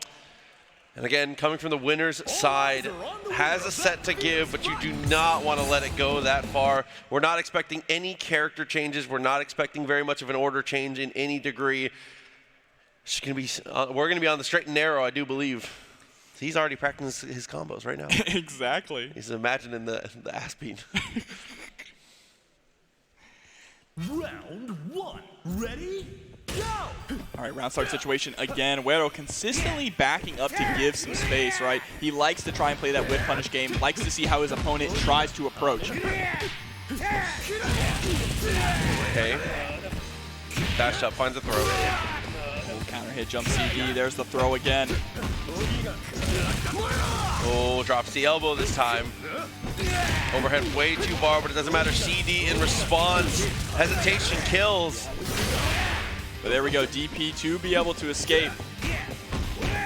We have to find a clean hit though, and there we go. Gets a hit for the knockdown, straight into a throw of his own. Oh my god. Not that much of a punish though. Definitely an odd situation in the end, but it ends up trading out, and that is going to be good enough. Kyo always happy to trade with pretty much any character in the game. Nobody's really going blow for blow with this guy. No, absolutely not. Except for maybe Yashiro. Maybe. But he ain't on the screen, all right? Instead, it is Clark DPing through the attempt at the command grab, but there's the shatter strike. Double turnaround. DDT into the elbow. Time for the mix. Same side. Yeah, keeping it nice and tight there. The threat of the DP is real. We've seen so many DPs out so far from Wero. Oh no, a decent opportunity there, but it's not going to work out. And the neutral jump, giving him the cold shoulder there with the CD into the leg loops. Oh, okay, on the dash up. Last time I got DP, so I appreciate the bravery. Oh, but there we go. EXDP, banking it on that. I mean, it would have worked. It would have chipped out, right? Dude. Even if we blocked that, it would have been chipped out. So it was a good decision there from Wero to just spend it. But now, unfortunately, Hyder coming into a hell of a comeback, we'll call it. First things first, we have to get rid of this PO. There's an EX red kick, even more launchers. Letting it just drop for the throw reset, that is genius. Absolutely playing with so much confidence right now. We'll look for the 2C, not going to find it. The blocks, and a better roll away. Flowing straight through the fireball as well. Utilizing EX moves in such a proficient way, a utility way. Okay, is able to get the drain. Good amount of meter, good amount of life. Finally takes a round. still in it. Still in it, but still has an uphill battle to go here. Bijane coming in with 2 bars is going to be so scary. You're going to have to deal with her air movement here as well. There we go, level 1, carrying you all the way to the wall. With the extra damage, and baits out the reversal. Wero up 2-0 proxy. Definitely put Chino in a really tough spot there. Felt like he needed to commit to something, and that is kind of the whole point of the structure of that offense. We are moving into what could potentially be the final game, but we are going to go to order select here. We saw Hydran go to point once already. I think putting Hydra in point against Kyo might not be a bad idea. I would put Clark first. I would too, to be honest with you. Clark is a great point character. We see him play in that position a lot, but instead it is going to be Hydra in point, Clark second, and Ralph anchor. We've already seen this formation once, and it did work out. So there is a high potential for it. Ralph with meter is, we'll call him deadly. He can be. And Hydran, like you said, he doesn't have to always be the character to cash out meter. He can still go for those command throws. He can still just kind of chuck the booms. This fireball game works out pretty well. But as you said, he is a liar. He is a liar, that's right. He wants to lure you in to put you into that mix-up. I'm zoning. This might be the final game of KOF here. Here we go, trying to jump in already. You can see Chino being a little bit more patient than usual. Of course, with Ralph, you do want to go in, but with Hydran, you can afford to sit back a little bit. Nice anti-air with the 2C. Jump back, that's good. It's the legs. Too far away, though. Tries to go for a little bit of a reset after that hop in. A micro walk forward. And one thing, though, that is huge here for Hydran is the range, right? On the normals, the range being able to out-poke Kyo, and you can see that that's already working a lot. The truth is about Ralph is he is a little stubby, right? 2C is great, but it is quite stubby. This damage. Getting yourself back into this one. Finds the jab, was looking for that strike throw. Like you said, it has been a crucial portion of the game plan. Nice checks there with the 5B. Jumps right over the Rekka, and we're finally able to take down Kyo early on. Committed to the EX there. Was definitely just trying to shoot for the stars. Finish things off before they really needed to get started. Able to score the anti-air there too. A little obvious on the jump in from Wero. Beautiful neutral jump. Try to take the stop sign out, not gonna work. Oh, you're dead. There we go. Wow. Great confirm there, and great routing from Wero. Able to take down Hydran, and now it's the boy. It's Clark. Coming into a kind of a tough matchup, though. This is Chino Funkey's strongest soldier. Oh, we've seen command throw almost every time there. If he'd gone for the armored one, there was a high potential. But instead, we get the quick max. Yeah, quick max is going to combo there into the EX command grab, turn punch, and we just go for the Oki jump CD. And Wero trying to run away. There we go, able to score the legs into the knockdown. Go for the free kill. Oh. Okay, hi-ho, nothing afterwards. Guardgate's not in trouble yet. You see the page is running on it. I thought he was going to run in and grab it. It looked like it. He still hasn't used Frankensteiner. I know, he's driving me insane, Proxy. Back in the corner. Oh, and the CD, but not able to get anything off that wall splat, unfortunately. Blocks the Shatter Strike, the 2D, excuse me, the 5D whiffs, but the 2D does connect. Okay, gotta get on the board here, Chino. Opportunity. Opportunities like this do not come often. 2.5 bars for Iori. You have to play this so patiently as Chino. Don't want to overextend because the moment you get touched, Clark is history. You need to set up Ralph for a good situation or just close it out here. There we go. Is that enough? With the fireworks, absolutely. No, we don't go for the EX. Opportunity though, still. Gets the throw, here we go, into the anchors. And tournament point for Wero. Look how even it is too, just on every single front. High potential. Looking for the 2C, trying to poke this out. Iori Scum Gale, not gonna work. But the anti-air does. Chino is trying to jump in to get that pressure started. There's the guard cancel. Doesn't want to be caught in a tough situation and doesn't want to have his back up against the ropes. C into the DP, good call. Anti-airs, crucial. hopping back and forth, a little bit of movement back and forth, gets the 2C, opportunity again! Rocket punch. You're going to be able to get the set play off of this as well. Strong Oki just goes for the jump in. Nice DP out of the pressure though from Wero. Rushes on in but catches him in the air so isn't able to get a full confirm. 2 varsity kills here potentially. If it's a clean hit, if it's a clean jump in, we might just see the end of the tournament. Rolls out of the corner here, and the guard cancel. Once they keep him locked down, this is huge. It could all end right here. Finds it low. Level 1, here it comes. There it is. We have your CEO 2023 champion, Wero Asamiya.